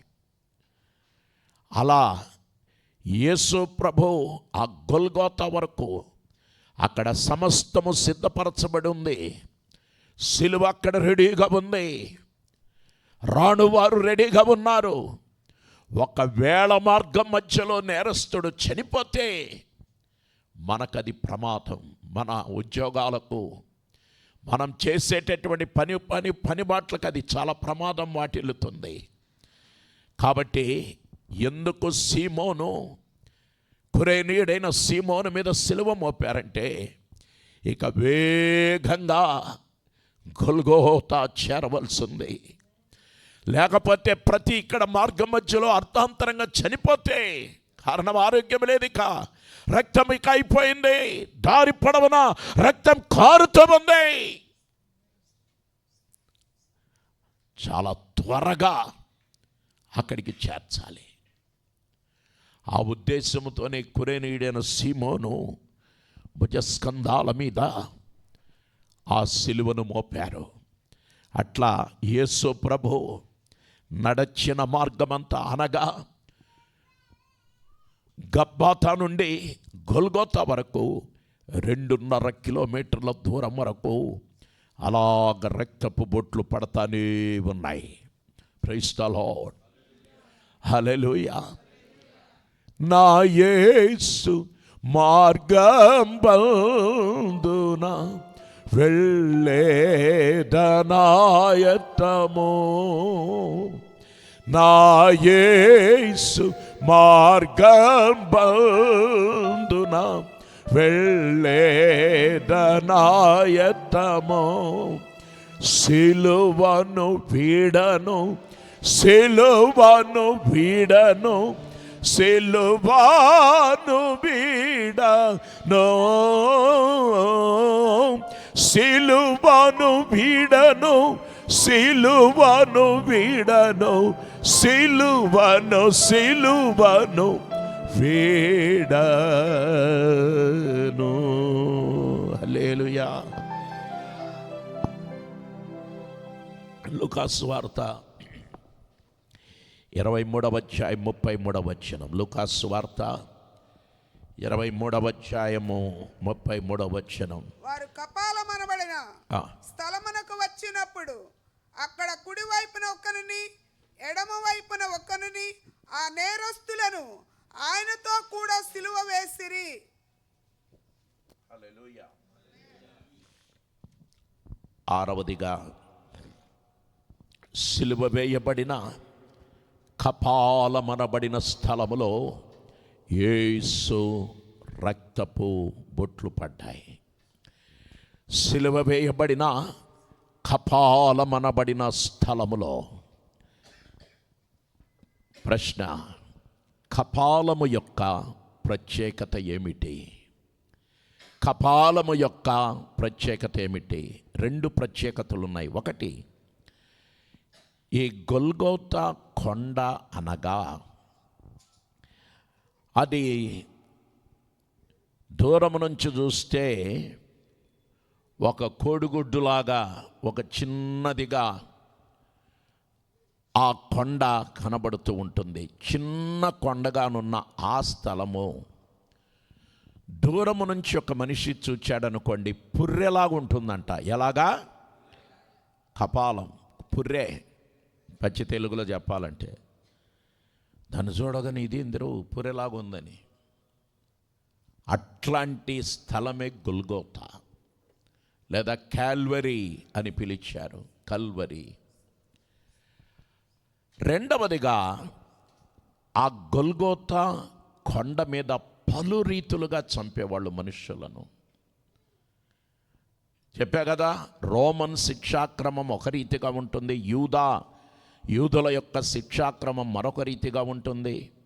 ఇట్లా వివిధ వర్గాల ప్రజలకు వారి వారి విధానాల్లో శిక్షాక్రమములు అనేవి ఉన్నాయన్నమాట. కొంతమందినేమో మెడ నరికి చంపేవారు, మెడ నరికేవాళ్ళు. తల అక్కడే ఉంచి శరీరమును బంధువులకు ఇచ్చి పంపించేవాళ్ళు. శరీరం ఎవరికి ఇస్తారు? తల నరికేస్తారు. కొన్ని విధానాలు, కొంతమంది చట్టాలు అట్లుండే. అలా తల నరికిన తర్వాత ఈ తల పైభాగమేమో అక్కడ ఉంచేస్తారు. ఆ మొండెం అంటే మెడ దగ్గర నుంచి క్రింద వరకు ఉండే భాగమేమో అది వాళ్ళ బంధువుల్ని పిలిచి ఇదిగో తీసుకువెళ్ళనని అప్పగిస్తారు. మత్తయి సువార్త 14వ అధ్యాయం 11, 12 వచనాలు. మత్తయి సువార్త 14వ అధ్యాయం 11, 12 వచనాలు. శిరఛేదనము చేయబడిన వారి తలలు వేసియున్న స్థలమే కపాలమనబడిన స్థలమని పిలువబడింది. ఎందుకంటే అప్పటికే ఇలాగ కొన్ని తలలు అక్కడ ఉండబట్టి, వారి శరీరములను తీసుకొని వెళ్ళబట్టి, అందుకే ఆ స్థలమునకు పేరు కూడా వచ్చింది, కపాల స్థలమని అది పిలువబడింది. సహజంగా పట్టపగలైనా సరే ఆ కపాలమనబడిన స్థలము దగ్గర నుంచి మనిషి నడిచి వెళ్ళాలంటే, కొండ ఎక్కకుండానే ఆ మార్గము గుండా నడిచి వెళ్ళాలంటే మనుష్యుడు భయకంపితులైపోయేవాళ్ళు, వణికిపోయేవాళ్ళు. అనేక కపాలములు లేదా అనేక తలలు, అనేక పుర్రెలు ఉన్నటువంటి ఒక స్థలం అన్నమాట. మనుష్యుడు హడలెత్తిపోయేవాడు. పట్టపగలు కూడా వెళ్ళటానికి సాహసించేవాళ్ళు కాదు. అట్లాంటి ఒక భయానకమైనటువంటి పరిస్థితి ఈ గొల్గోతాకు ఉంటూ ఉండేది. కానీ ఈరోజు మనం అక్కడికి వెళ్తే, నేను వెళ్ళలేదు కానీ చాలామంది ఒత్తిడి చేస్తున్నారు మీరు వెళ్ళాలి అని. రవీంద్ర డానీ గారి టికెట్ కూడా నేనే పెట్టుకుంటాను అన్నాడు, 2 లక్షలు పడతాయి. దేవునికి స్తోత్రం. ఈ మధ్య కూడా అంటున్నారు నేను నడవలేను, అది నా కథ, నా బాధలు నాకున్నాయి శారీరకంగా, అందుమూలంగా ఎటు తిరిగినా కూడా యెరూషలేము పోదామండి అని చెప్పి అంటున్నారు. ఛార్జీలు కూడా వస్తున్నాయి, ఎవరండి వదులుకునేది? వచ్చే మార్చికైనా సార్ మనం వెళ్ళాల్సిందే అంటున్నారు రవీంద్ర డానీ గారు. ఎప్పటికట? మార్చి నెలకు. నేను కదిలితే కొంతమంది కదలటానికి రెడీగా ఉన్నారు. ఆమెం చెప్పరే? ఒకవేళ అక్కడ పోతే కనుక భూస్థాపన కూడా చేసి వస్తాం, భయపడకండి. వెనకడికి ఒక ముసలోడు అన్నాడు యెరూషలేములో చచ్చిపోదామని ఉంది. ఏ అన్న త్వరగా పరలోకానికి వెళ్తాడట. ఏం లేదు, ప్రభు వచ్చినప్పుడు త్వరగా వెళ్ళిపోతాడంటే ఏం లేదు. అందరూ ఒకేసారి ఆర్భాటంతో, ప్రధాన దూత శబ్దంతో, దేవుని జ్వరత ఇదంతా చిటికేస్తాం చూడండి, ఇట్లా అయిపోయా ఈ లోపుగా జరిగిపోతాయి. అది నా ప్రభు సెట్టింగ్ అంతా. అందుకే యెరూషలేము ఉండేవాడు ముందు పోతాడు, బెజవాడోడు వెనక పోతాడని ఏం లేదు. పిచ్చి పనికిమాలిన ఉపదేశాలన్నీ తయారు చేశారు. వాక్య విరుద్ధమైన బోధలన్నీ పట్టుకొచ్చి గన్నవరంలో జరిగింది ఇది. ఆయన పేరు నేను చెప్పను, ఒకవేళ బతికి ఉన్నాడంటే మధ్య ఎవరినో అడిగే ఉన్నాడన్నారు. కనీసం ఒక 75+ ఉంటాయి, 80 వరకు ఉంటాయి. నేను చూసే 25 సంవత్సరాలు అయింది. గన్నవరం నాకు బాగా తెలుసు, నేనంటే చాలా అభిమాని, నా ప్రసంగాలు బాగా ఇష్టపడతాడు ఆయన. నేను ఆ పరిసరాలు ఎక్కడికి వెళ్ళినా ఈ మధ్య కనబట్టి అప్పుడే అన్నాడు నాకు, నేను యెరూషలేములో పోయి అక్కడే ఉండిపోతాను అన్నాడు. వెళ్ళిపోయి ఉంటాడేమో కానీ ఈ మధ్య ఎవరినో అడిగితే వెళ్ళ ఇక్కడే ఉన్నాడట. నేను అడిగా, అయ్యా మీరు అక్కడికి పోతే మరి యూదునిగా మార్చాడట. మారితే మరి సున్నతి అంటే అక్కడ పోయి చేయించుకుంటాడంట. ఓరే బాబు, సున్నతి ఏంటో తెలియని వాళ్ళు జాకబ్ని అడగని, తర్వాత చెప్తాడు. దేవునికి స్తోత్రం. మొత్తం మీద ఇట్లా గొల్గోతా కొండ దగ్గర పగలు పోవటానికే భయపడేవాళ్ళు. ఎప్పుడు? పగలు వణికేవాళ్ళు. కానీ ఈరోజు చిన్న పిల్లలు మొదలుకొని వృద్ధాప్య దశలో ఉన్న వారి వరకు అక్కడికి వెళ్ళిన తర్వాత భయపడిన చరిత్ర ఒక్కరికి లేదు. అక్కడికి వెళ్ళగానే వారి హృదయమంతా స్తుతులతో నింపబడి, ప్రైజ్ ద లార్డ్, ఓ స్తోత్ర నినాదములతో నింపబడి, దేవానికి స్తోత్రం అనుకుంటా, స్తుతి గీతకులు ఆలపిస్తా, ప్రభునామ స్మరణ చేసుకుంటా వాళ్ళు ఆ గొల్గోతా దగ్గర నడుస్తున్నారట. హల్లెలూయా, హల్లెలూయా, ప్రైజ్ ద లార్డ్. అట్లా అందరూ స్తుతించే స్థలంగా మారిపోయింది. ప్రశ్న, యేసు ప్రభును ఎలా సిలువ వేశారు గొల్గోతా కొండ మీద? 22వ కీర్తన 16వ వచనం మనం చూస్తే 22వ కీర్తన 16వ వచనములో ఈ రీతిగా వ్రాయబడుతుంది. ఒక్కసారి చూడండి. 22వ కీర్తన 16వ వచనం. కుక్కలు నన్ను చుట్టుకొని ఉన్నవి. అందరూ చూడండి ఆ భాగం. దుర్మార్గులు గుంపు కూడి నన్ను ఆవరించి ఉన్నారు. వారు నా చేతులను నా పాదములను పొడిచి ఉన్నారు. చూడండి, వారు నా చేతులను నా పాదములను పొడిచి ఉన్నారు. గుర్తుపెట్టుకోండి, యేసుక్రీస్తును సిలువ ఉన్నాయి. యేసు ప్రభును సిలువ వేసినప్పుడు 2 చేతులు ఇలా చాపబడి, సహజంగా ఇక్కడ అనుకుంటారు మనం, చాలామంది ఏమనుకుంటారంటే ఇక్కడ అరచేతిలో మేకులు కాదు, అరచేతులు గుచ్చితే ఈ బాడీ దీని వెయిట్ అంతా పడితే కనుక స్పాట్లో కింద పడిపోతారు. అర్థమైందా మీకు? కాబట్టి ఎక్కువ వేద పండితులు చెప్పేది ఇదే. ఈ భాగంలో అంటే ఇక్కడ చూడండి, ఇక్కడ ఏం పడుతుంది? ఒక మనిషి పోయాడని తెలుసుకునేది ఎక్కడి నుంచి? ఏం పట్టుకుంటారు? అందరూ పట్టుకుంటే తెలియదు, పట్టుకోవాల్సిన వాళ్ళు పట్టుకొని తెలుసుకోవాలి. వెనకడిగా కూడా నాడి పట్టుకుని నాడి దొరకటం లేదన్నాడు, ఆడేమో కదులుతూ ఉన్నాడు. నాడి తెలియదు, పెట్టదు. పిచ్చోళ్ళు, పనికి మాలిన వాళ్ళందరూ డాక్టర్లు అయిపోతారు. మీరేమనుకోబాకండి. ఏం రాదు, చదివి ఉండడు, పెట్టడు, ఊరికే పట్టుకొని నాడి అందటం లేదని పరిగెత్తారంట. తీరా చూస్తే ఈరోజు పేపర్లో వచ్చింది, ఎక్కడో వచ్చినట్టుంది, 75 ఏళ్ళ ముసలోడు 35 అమ్మాయిని చేసుకున్నాడంట. అందరూ చదివారు ఈరోజే కాబట్టి. 75 ఏళ్ల ముసలోడు అంటండి సుధీర్ గారు 35 ఏళ్ల పిల్లని చేసుకున్నాడంట. ఫోటోలు కూడా ఉన్నాయి అక్కడ. మరుసటి రోజు దాన్ని చచ్చిపోయాడట. ఓరే ముసలాడ, చంపిందో ఏమో దేవుడు. అందుకే ముసలోళ్ళు పెళ్ళిళ్ళు చేసుకోబాకండి ముసలి వయసులో. లేదంటే కనుక ఒక ముసల్దాన్ని చేసుకొని తీద్దాం. పడుసోళ్ళని చేసుకుంటే వాళ్ళు పేకట్టంట, రాత్రిపూట అయిపోయి ముసలోడు మరుసటి రోజు గిడింగ్, ఆస్తి అంతా గడింగ్. అందుకే ఈ పిచ్చేషాలు వద్దు. ఈ ముసలోడికి దసరా పండగ అన్నట్టుగా తయారయ్యారు. నాడీ మండలం కరెక్ట్గా ఇక్కడ ఏమైందంటే యేసుకు 2 మేకులు గట్టిగా బలంగా కొట్టారు. తర్వాత ఆ సిలువ మీదకి ఎక్కిన తర్వాత ఇక్కడ ఏమవుతుందంటే, ఇట్లా కాకుండా కొద్దిగా మోకాళ్ళు వంచాలట. ఏం చేస్తారు ఇక్కడ? కొద్దిగా లైట్గా మోకాళ్ళు ఇట్లా బెండ్ అవ్వాలి. అక్కడ బెండ్ అవ్వాలి. ఈ బెండ్ అయినప్పుడు ఈ భాగంలో ఏం చేస్తారంటే, కాళ్ళు ఉన్న భాగంలో క్రింద చెక్క ముక్కలు అట్లా కొట్టి పెడతారు. ఎందుకంటే ఇవి దాని మీద ఆనాలి. ఆనకపోతే కనుక అది బరువు కదా, సామాన్యం కాదు. అట్లా యేసు ప్రభు కాళ్ళకి ఏం చేశారంటే మేకులు దిగ్గొట్టం జరిగింది. ప్రైజ్ ది లార్డ్, హల్లెలూయా. చూడండి, యెషయా ముందే చెప్పాడు 53వ అధ్యాయం 12వ వచనములో, అతిక్రమము చేయు వారిలో ఎంచబడిన వాడాయను. యోహాను 10:10. అతిక్రమము చేయు వారిలో యేసు ప్రభు ఎంచబడిన వాడయ్యాడట. హల్లెలూయా.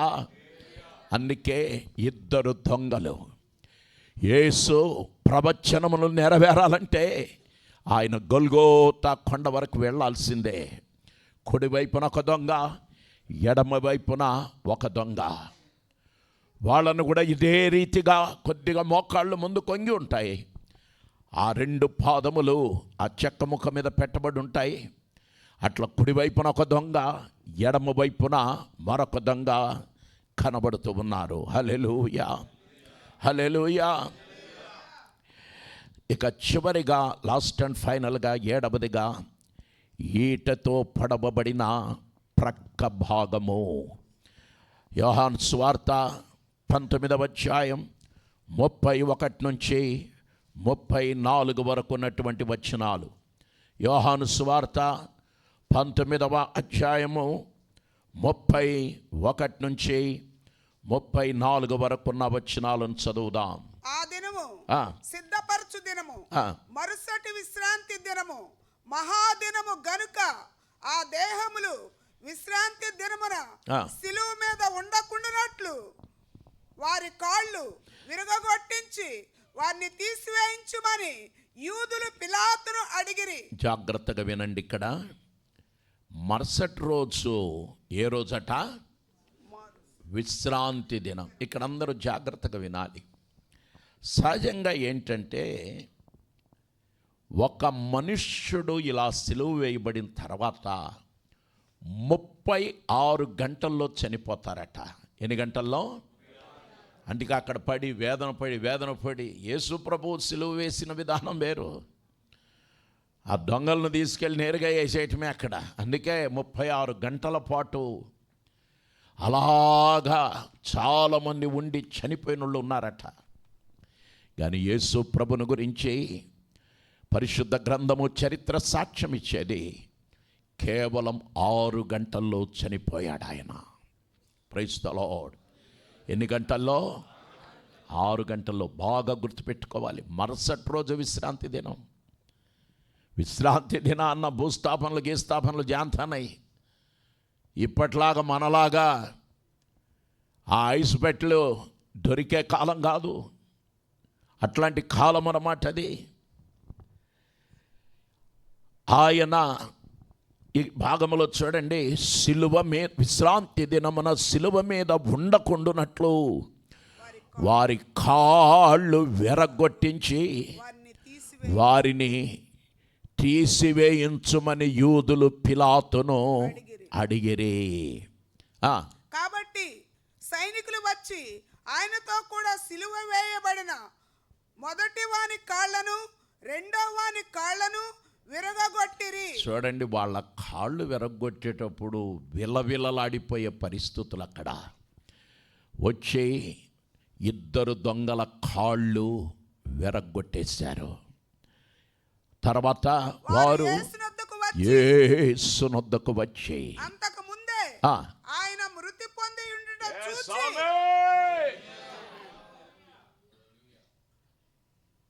బతికినోడి కాళ్ళు మోకాళ్ళ దగ్గర, చెప్పా కదా ఇందాక, జస్ట్ అట్లా కాస్త బెండయి ఉంటాయన్నమాట. ఆ బెండయి ఉన్న కాళ్ళు అక్కడ విరగొట్టేశారు. మోకాళ్ళ దగ్గర విరిచేశారు. అక్కడ విలవిలలాడిపోయారు దొంగలు. గట్టిగా కేకలు వేసిన స్థలం అన్నమాట గొల్గోతా. కానీ యేసు దగ్గరికి వచ్చేసరికి అప్పటికే నా యేసు 6 గంటల్లోనే, ఇదిగో తండ్రి నీ చేతికి నా ఆత్మను అప్పగిస్తున్నాను. Praise the lord. లోకమా, ఓ పాపిష్టి జనమా, నీ చేతిలో ఎంత ప్రయత్నించినా, నా యేసును నువ్వు ఎంత చిత్రహింసలు పెట్టినా నువ్వు కాళ్ళు విరగొట్టలేకపోయావు. నువ్వు విరగొట్టేలోపుగానే నా యేసు తన ఆత్మను తండ్రి చేతికి అప్పగించేశాడు. Praise the lord. Hallelujah. Yesu ప్రభు కాళ్ళు విరగొట్టల. కారణం చూడండి, 34వ కీర్తన 20వ వచనములో మనకు కనబడుతుంది. 34వ కీర్తన 20వ వచనములో యేసు ప్రభు కాళ్ళు ఎందుకు విరగొట్టబడలేదు? ఆయన వాని ఎముకలన్నిటిని కాపాడును. చూడండి, కీర్తనకారుడైన దావీదు అంటున్నాడు, ఆయన వాని ఎముకలన్నిటినీ కాపాడును, వాటిలో ఒక్కటి అయినను విరిగిపోదు. వాటిలో ఒక్కటి అయినను విరిగిపోదు. రబలబరబ శారదారబట్కడదన రిబల్కోడ హతోరబష్కడగజన. ప్రవచనములు సంపూర్ణములయ్యాయి. ప్రవచనములు సంపూర్ణములాయెను, ప్రవచనములు సంపూర్ణములాయెను, బలియాయెనుయా ఘనుడు మనకై, బలియాయెనుయా ఘనుడు మనకై.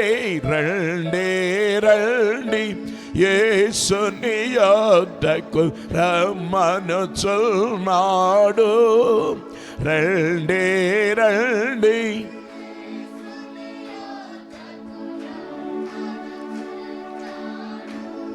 హల్లెలూయా. ఒక్కటి అయినను విరిగిపోలా. ఆయన వాని ఎముకలన్నిటినీ కాపాడును, వాటిలో ఒక్కటి అయినను విరిగిపోదు. మన ప్రభువును ప్రియరక్షకుడైన యేసుక్రీస్తును గురించి 1 కొరింథీయులకు రాసిన పత్రిక 5వ అధ్యాయం 7వ వచనములో ఆయన మన పస్కా గొర్రెపిల్లగా పేర్కొనబడింది. యేసు ఎవరంటే పస్కా గొర్రెపిల్ల. 1 కొరింథీ పత్రిక 5వ అధ్యాయం 7వ వచనములో సహజంగా పస్కా గొర్రెపిల్లను వధిస్తారు. వినాలి జాగ్రత్తగా. ఇక్కడ పస్కా గొర్రెపిల్లను వధిస్తారు, కానీ దాని ఎముకలు విరగొట్టరాదు. Praise the lord. 1 కొరింథీ 5:7 చదవండి ఒకసారి. మీరు పులిపిండి లేని వారు గనుక క్రొత్త ముద్ద అవుటకై ఆ పాతదైన పులిపిండిని తీసి పారవేయుడి. ఇంతే కాక క్రీస్తు అను మన పస్కా పశువు వధింపబడెను.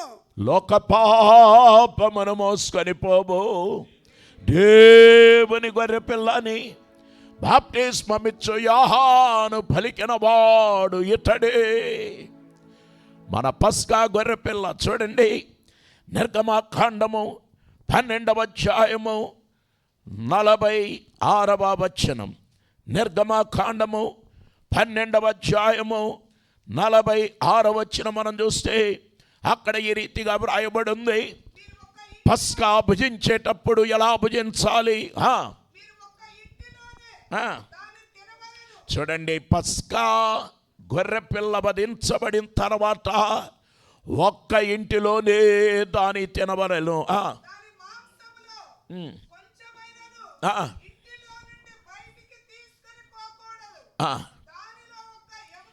ఈ మాట వినాలి, ఈ మాట వినాలి. మాంసం శుభ్రంగా తినండి. మాంసం ఏం చేయాలి? శుభ్రంగా తినండి. మీరు మాంసం అంతా తినేసేయండి, కానీ దానిలో అనగా గొర్రెపిల్ల, పస్కా గొర్రెపిల్ల యొక్క దానిలో ఒక్క ఎముకనైనను మీరేం చేయకూడదట? చెప్పండి. ఒక్క ఎముక కూడా విరవకూడదు. స్తోత్రం. 22వ కీర్తన 14వ వచనములో 22వ కీర్తన 14వ వచనములో ఈ రీతిగా వ్రాయబడి ఉంది.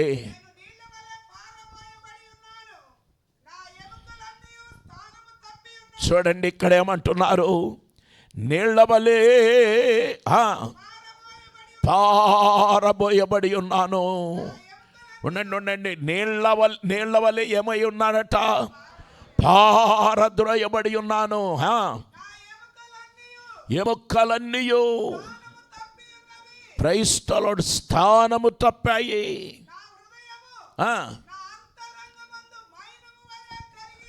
నా అంతరంగమందు నా హృదయము మైనము వలె కరిగి ఉన్నది. చూడండి, నేను నీళ్ల వలె పారబోయబడి ఉన్నాను. ఇందాక నేను చెప్పాను కదా, యేసు ప్రక్క భాగములో ఒక దుష్టుడు ఈటెతో ఏం చేశాడంటే, ఆయన చనిపోయాడా లేదా నిర్ధారణ చేసుకోవటానికి ఇట్లా పడవటం జరిగింది. లాస్ట్ అండ్ ఫైనల్గా ఆయన శరీరములో ఉన్నటువంటి కొద్దిపాటి రక్తము, కొద్దిపాటి నీళ్లు కూడా రెండు కలబోసుకొని వెలుపలికి వచ్చినట్లుగా తన శరీరములో ఒక చుక్క రక్తము కానీ ఒక చుక్క నీళ్లు కానీ లేకుండా ఇక్కడ చూడండి. అందుకే ప్రవక్త ముందే చెప్పాడు, నేను నీళ్ల వలె పారబోయబడి ఉన్నాను. హల్లెలూయా, హల్లెలూయా. యోహాను సువార్త 19:34. ఇందాక చెప్పాను, మనిషి శరీరములో దాదాపు 7.5 లీటర్ల రక్తం ఉంటుందని. అట్లాగే అదంతా గెత్సెమనే నుండి గొల్గోతా వరకు ఆయన పరిశుద్ధ రక్తము కారింది.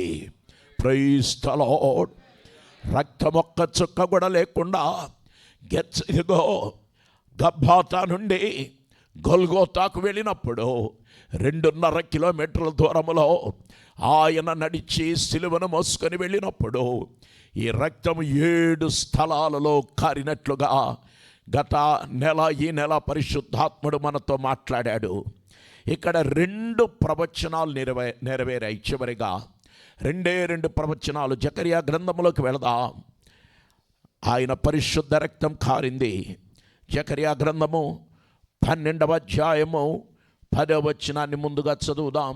జకర్యా గ్రంథము 12వ అధ్యాయము 10వ వచనం. దావీదు సంతతి వారి మీదను యెరూషలేము నివాసుల మీదను కరుణ నొందించు ఆత్మను విజ్ఞాపన చేయు ఆత్మను నేను కుమ్మరింపగా వారు తాము పొడిచిన నా మీద దృష్టి ఉంచి ఒకడు తన ఏక కుమారుని విషయమై దుఃఖించున్నట్లు తన జ్యేష్ఠ పుత్రుని విషయమై ఒకడు ప్రలాపించున్నట్లు అతని విషయమై దుఃఖించుచు ప్రలాపింతురు. 13వ అధ్యాయం 1వ వచనం చివరిగా ఆ దినమున పాపమును అపవిత్రతను పరిహరించుటకై దావీదు సంతతి వారి కొరకును యెరూషలేము నివాసుల కొరకును ఊట ఒకటి తీయబడును. ఆమేన్. ఏం తీయబడుతుందట? గట్టిగా చెప్పండి. ఊట ఒకటి తీయబడును. హల్లెలూయా.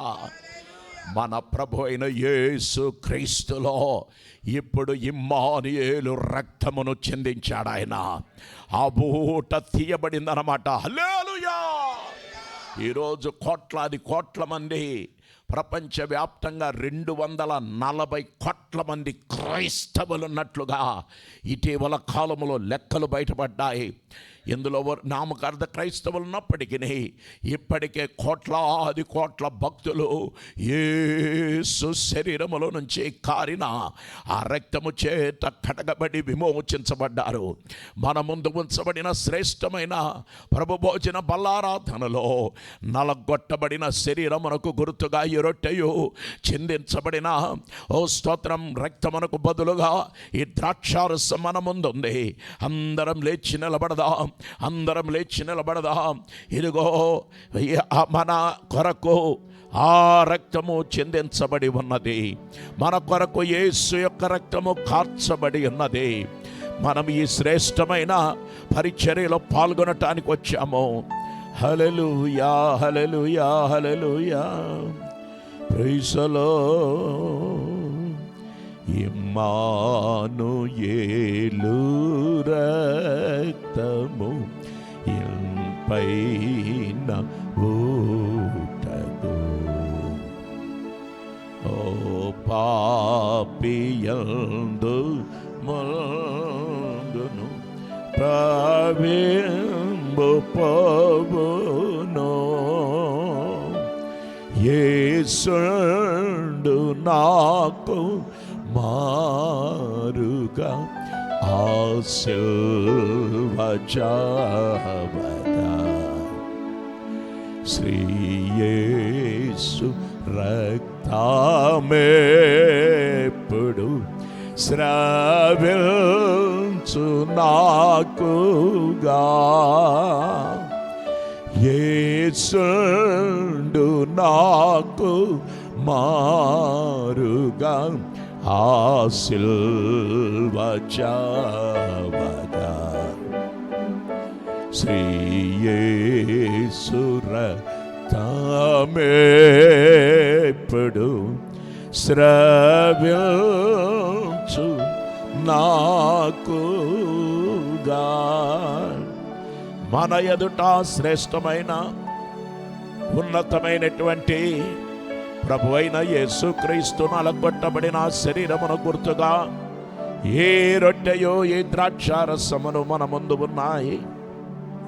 ఇందులో పాల్గొనటానికి వచ్చినటువంటి వారలారా, నిజంగా ఈరోజు నేను అనుకుంటున్నాను, ఈ స్థానములో నేను వాక్యం చెప్పకుండా ఉంటే బాగుండేది, మరొకరు నిలబడి ఉంటే బాగుండేది. కారణం, చెప్పటానికి కూడా నాకు ధైర్యం చాలటం వల్ల నిజంగా చెప్తున్నాను, నా గుండె పగిలిపోతుంది. రాత్రి నా యేసు చిందించిన ఆ రక్తమును, నలగొట్టబడిన ఆ శరీరమును జ్ఞాపకం చేసుకుంటే, ప్రభువా ఈరోజు నన్ను వాక్యానికి ఎందుకు నిలబెట్టావయ్యా అనుకున్నాను.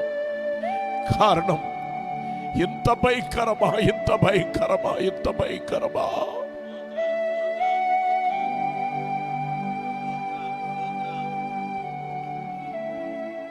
ఒక్క ఇంజక్షన్ ఇస్తే నేను తట్టుకోలేకపోతున్నావు కదా. ఇంజక్షన్ అంటే నాకు భయం అనేవాళ్ళు లేరా మన మధ్యలో? జీసస్, చిన్నదానికే తట్టుకోలేక కృంగిపోతున్నాం కదా. మన యేసయ్య ఎంత భయంకరమైన బాబోయ్, తలుచుకోలేకపోతున్నాం.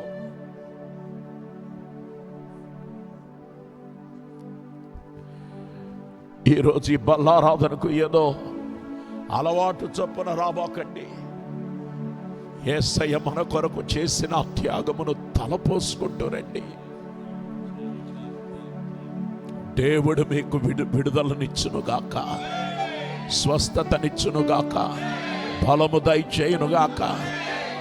యేసు నామములో ఈరోజు పాల్గొంటూ ఉండగానే ఒక నూతన జీవం మీలోనికి వచ్చునుగాక, నూతన ఉత్తేజం మీలోనికి వచ్చునుగాక.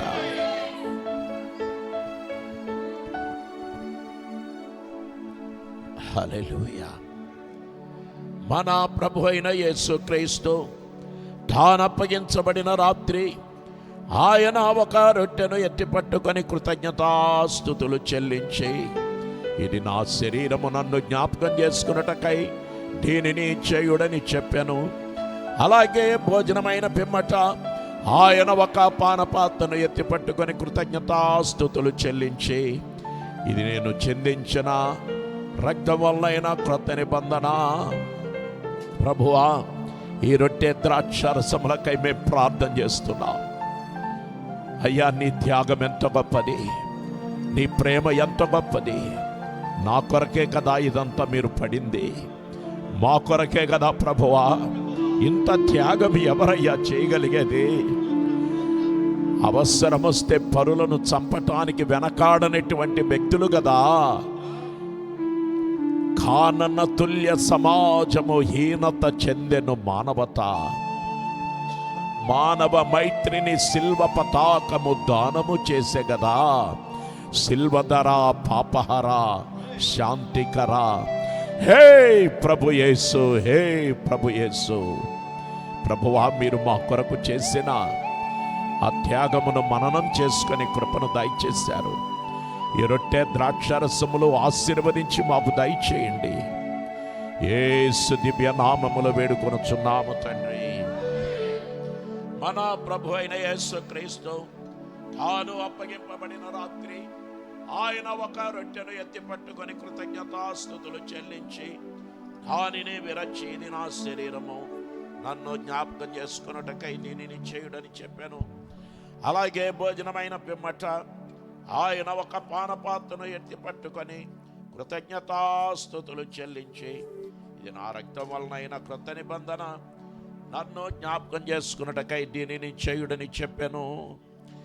ఈ సమయములో మన ముందు రొట్టె ద్రాక్షరసములు ఉన్నాయి. రక్షించబడి ముంచట బాప్తిస్మం పొందిన ప్రతి వారు పాల్గొనండి. క్రీస్తుకు మీ హృదయాలు సమర్పించిన వారు, అలాగే క్రీస్తు కొరకై జీవించేవారు ఇందులో పాల్గొనండి. మరలా ఇక కానుక సపరేట్గా పట్టబడదు. ఒకేసారి అందులో మీ ప్రతిష్టార్పణలు, అర్పణలు అర్పించమని ప్రభు పేరట మనవి. మొట్టమొదటిగా స్త్రీలు, రక్షించబడిన స్త్రీలు ఈ పరిచర్లు వచ్చి పాల్గొనవలసిందిగా ప్రభు పేరట మనవి.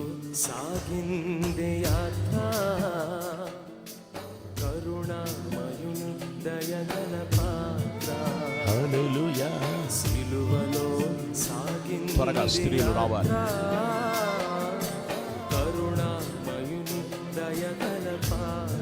హల్లెలూయా.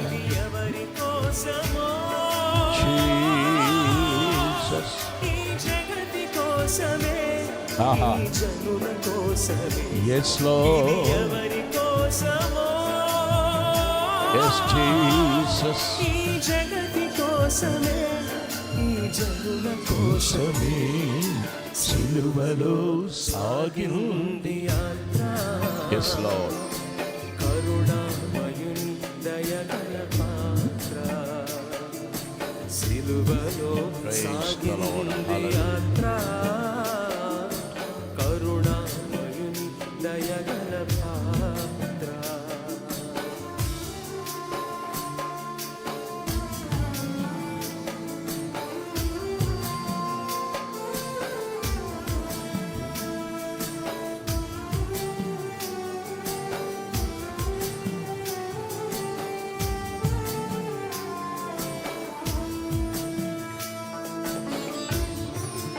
అలాగే పురుషులు, ఇంకా స్త్రీలు ఎవరు లేకపోతే పురుషులు దయచేసి ముందుకు రండి.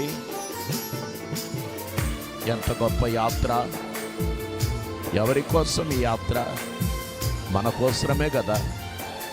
మన కొరకు బలిమరణం పొందాడు కదా యేసయ్య. పాలుగారు దేహముపై Yes. ఆహా. పాపముల కొరడాలెన్నో,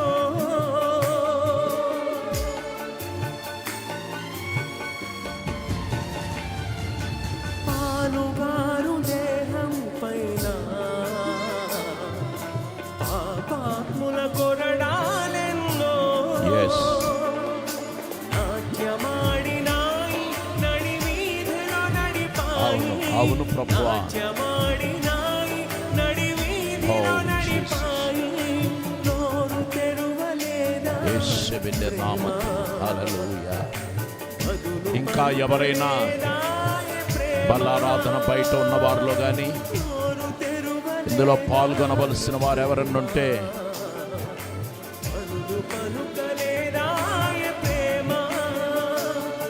ఇది ఎవరి కోసమో, ఈ జగతి కోసమే, ఈ జనుల కోసమే. ఇది ఎవరి కోసమో, ఈ జగతి కోసమే, ఈ జనుల కోసమే. సిలువలో సాగింది యాత్ర,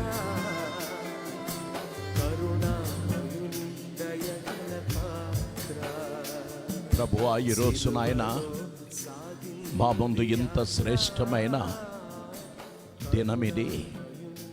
మీరు చేసిన త్యాగమును మరొకసారి జ్ఞప్తికి తెచ్చుకొని గత నెల ఈ నెల యేసు మీ రక్తము స్రవించిన 7 స్థలాలను గురించి మేము నేర్చుకున్నామయ్యా. కానీ మాకు ధైర్యం చాలటం లేదయ్యా. కారణం, ఇంత భయంకరమైన శిక్ష మా కొరకు మీరు భరించారా? మీకు మా కృతజ్ఞతలు తెలియజేస్తున్నామయ్యా. నా కోసం మీరు ఇంత త్యాగం చేసినందుకు నీకు వందనాలు ప్రభువా. నా కొరకు మా కొరకు ఎవ్వరూ ఇంత త్యాగం చేయలేదు కదా, మీరొక్కరే కదా చేసింది. ఈ ఆరాధనకు ఎంతో ఆసక్తితో పలు ప్రాంతాల నుంచి నీ బిడ్డలు వచ్చారు. దయతో దీవించండి, పేరు పేరున ఆశీర్వదించండి. నీ సన్నిధిని ప్రేమించి అర్పించిన అర్పణలకై స్తోత్రం, దశమ భాగములకై స్తోత్రం, కానుకలకై స్తోత్రం, ప్రతిష్టార్పణలకై స్తోత్రం. క్రీస్తు యేసునందు అందరి అవసరత తీర్చండి. ఇప్పుడు వెళ్తూ ఉండగా మార్గం మధ్యలో తోడుగా ఉండి సుఖ ప్రయాణం దయచేయండి. యేసు దివ్య నామములు వేడుకొనుచున్నాము తండ్రి.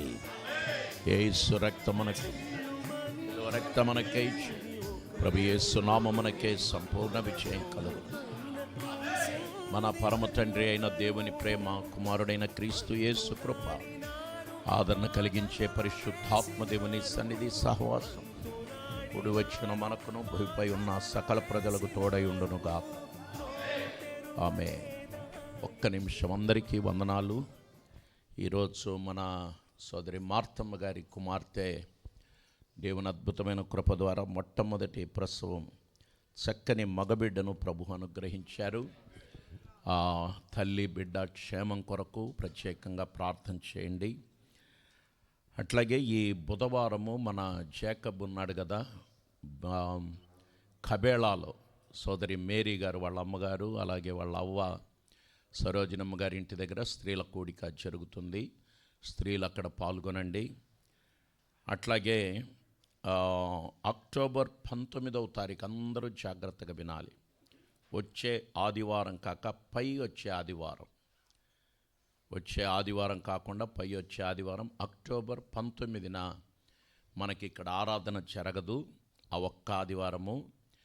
అదే రోజు అక్టోబరు 19వ తారీఖున ఆదివారము ఉదయం 6:30 నుంచి 1:30 వరకు మనకు 7 గంటల స్తుతి ఆరాధన.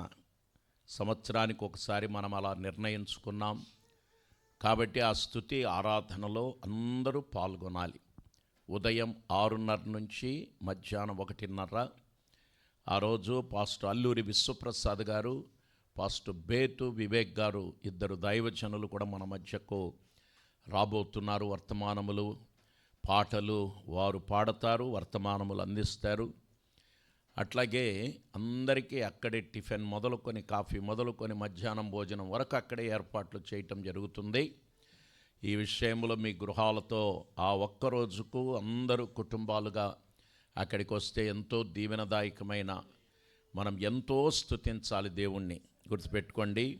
అట్లాగే మన ఇంజనీర్ సార్ గారి పెద్ద కుమార్తె భారతి, ఆ బిడ్డ పోయిన వారంలో తీవ్రమైన అస్వస్థతకు గురై అది చాలా టెన్షన్ పడాల్సిన పరిస్థితులు ఏర్పడ్డాయి. ఎందుకంటే యూరిన్ బంద్ అయిపోవటము, డాక్టర్లు ముందు చాలా ప్రమాదకరమైన స్థాయి అని చెప్పటము, ఐసీయూలో పెట్టటము, ఇట్లా చాలా జరిగింది. దేవుని కృప ద్వారా క్షేమంగా గృహానికి ప్రభువు చేర్చారు. ఆ భారతి కొరకు సంఘమంతా ప్రత్యేకంగా ప్రార్థన చేయండి. రేపు రాత్రి, ఎల్లుండి రాత్రి సోమమంగళ గుణదల్లో పాస్టర్ కేటీ శామ్యుల్ గారి కుమారుడు పాస్టర్ థామస్ గారి సంఘములు 2 రాత్రులు ఉపవాసకోటాల వర్తమానం అందించాలి. అలాగే మంగళవారం పగలు ఒక వివాహం జరిగించడానికి కూచిపూడి వెళ్ళాలి, ప్రార్థించండి. అట్లాగే బుధవారం పగలు మధ్యాహ్నం 2 గంటల నుంచి రాజమండ్రి వెళ్ళి అక్కడ జాషువా కాళేపల్లి గారి నూతనంగా నిర్మితమైన మందిరాన్ని చూచి ప్రార్థన చేసి వెళ్ళాలి. ఆ రాత్రికి అటునుంచి అటు రాజమండ్రి దగ్గరలోనే గోకవరం అనే ప్రాంతంలో వర్తమానం అందించాలి. అటునుంచి అటు 9వ తారీఖు గురువారం పగలు రాత్రి కాకినాడలో 2 పూట్ల వాక్యం అందించాలి. అట్లాగే ఈ శుక్రవారము ఉదయం 10:30 నుంచి మనకు భానునగర్లో ప్రార్థన లైవ్ ఉంటుంది, హెబ్రీ పత్రిక ధ్యానం ఉంటుంది. ఆ రాత్రికి బందర్ దగ్గర చిన్నాపురం అనే ప్రాంతంలో ఐపీసీ చర్చిలో వర్తమానం అందించాలి, ప్రార్థించండి. అలాగే శనివారం నాడు ఒక ప్రత్యేకమైన గృహ ఓపెనింగ్కు వెళ్ళాలి, మన వాళ్ళదే, ప్రార్థన చేయండి. అట్లాగే శనివారం రాత్రికి గుడివాడలో పాస్టర్ జాషువా గారు, సీనియర్ దైవజనులు, full gospel churches of India సంస్థకు అధినేత, అక్కడ వర్తమానం అందించాలి ఉపవాసకూటాల్లో. ఈ వారపు కూడికల కొరకు మీరు అందరూ ప్రార్థన చేయండి. సెలవు, దైవాశీస్సులు. దయచేసి ఒక్క నిమిషం అందరూ గుర్తుపెట్టుకోండి. దేవుని కృప ద్వారా ఒక నూతన వాహనాన్ని కొనుగోలు చేయటానికి కారును ప్రభు అవకాశం ఇచ్చారు. ఎందుకంటే బాగా ప్రయాణం